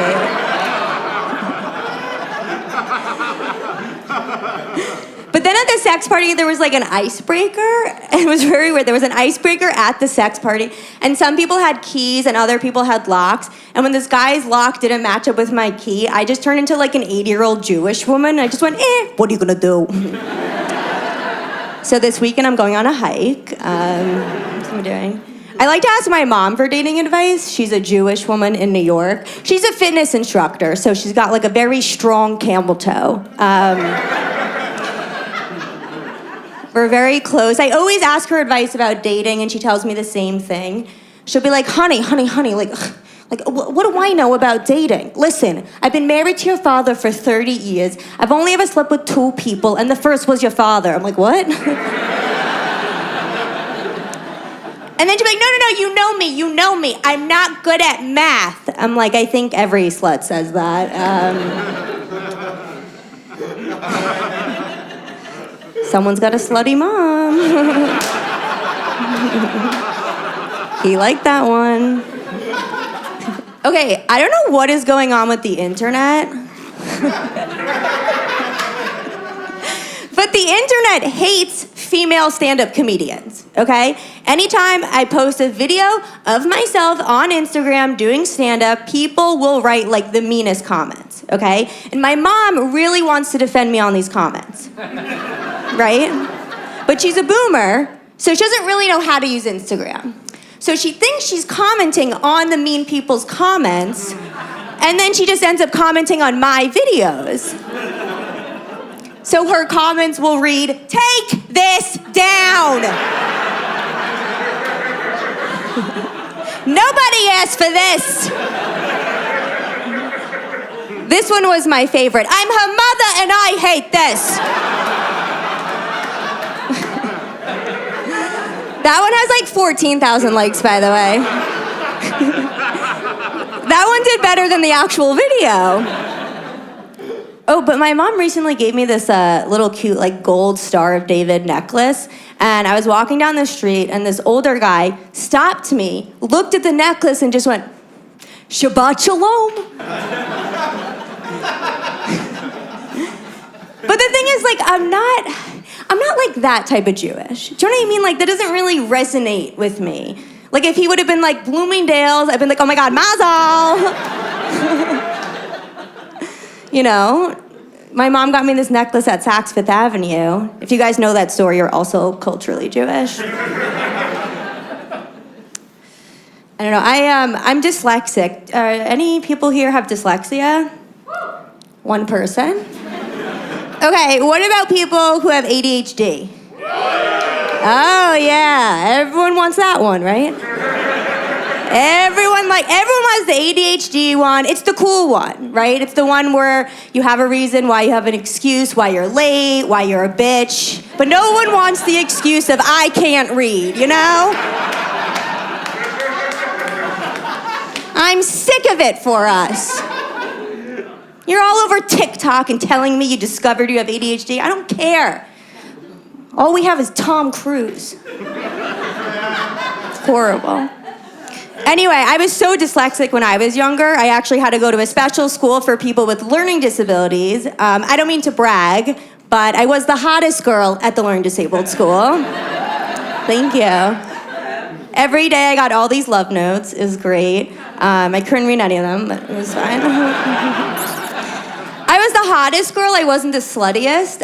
Sluttiest girl at the school, her name was Taya, and she was cross-eyed.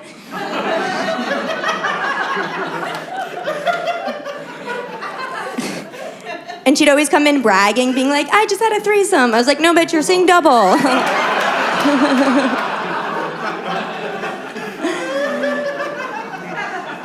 But my best friend at the school, okay, his name was Frank, and Frank was like this, like real cool, like Italian kid from New York, you know, always wore like a North Face jacket in the summer.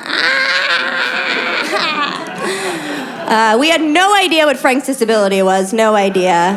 I think just from Staten Island, I think.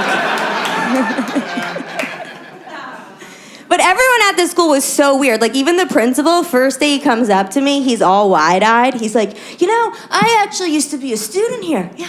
He's like, "But now I'm a principal. I teach. Isn't that crazy, right? Life is a full circle, isn't it?" We later found out he was on heroin, so that's what it was. It was always about like building up our confidence. Like they were always like, "We want to build up your confidence," right? But then the way they taught us to spell was by clapping out syllables. So it'd be like this. It'd be like tomato. And I just remember thinking like, what job am I gonna get with this? But then the next day I had to go to the DMV with my mom, and the woman behind the counter just looked at her and she's like, "I told you, you need 2 forms of ID." And I was like, "Oh my God, did you go to my high school?" So you guys can find me there after the show. Okay, but here's the thing. The first dick I ever saw was from someone at my learning disabled high school. And okay, you know when you have sex for the first time, you're like so awkward. You don't know what to say, right? You're always like, I want to think of something like hot and sexy, but you don't know what to say. So I saw his dick, and the best thing that came to me was, "Oh my God, it's so big. It's like the size of a TV remote." but he was autistic, so he wanted specifics. And he looked at me and he goes, which brand?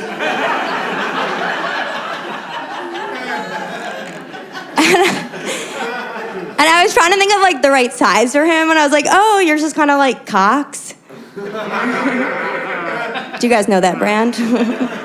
Honestly, it was more like a Roku, but I don't say anything. No, but I recently read an article that Cox recently merged with Spectrum, and it just like really made me think of him. Anyway, guys, I'm Tori Piskin. Thank you so much.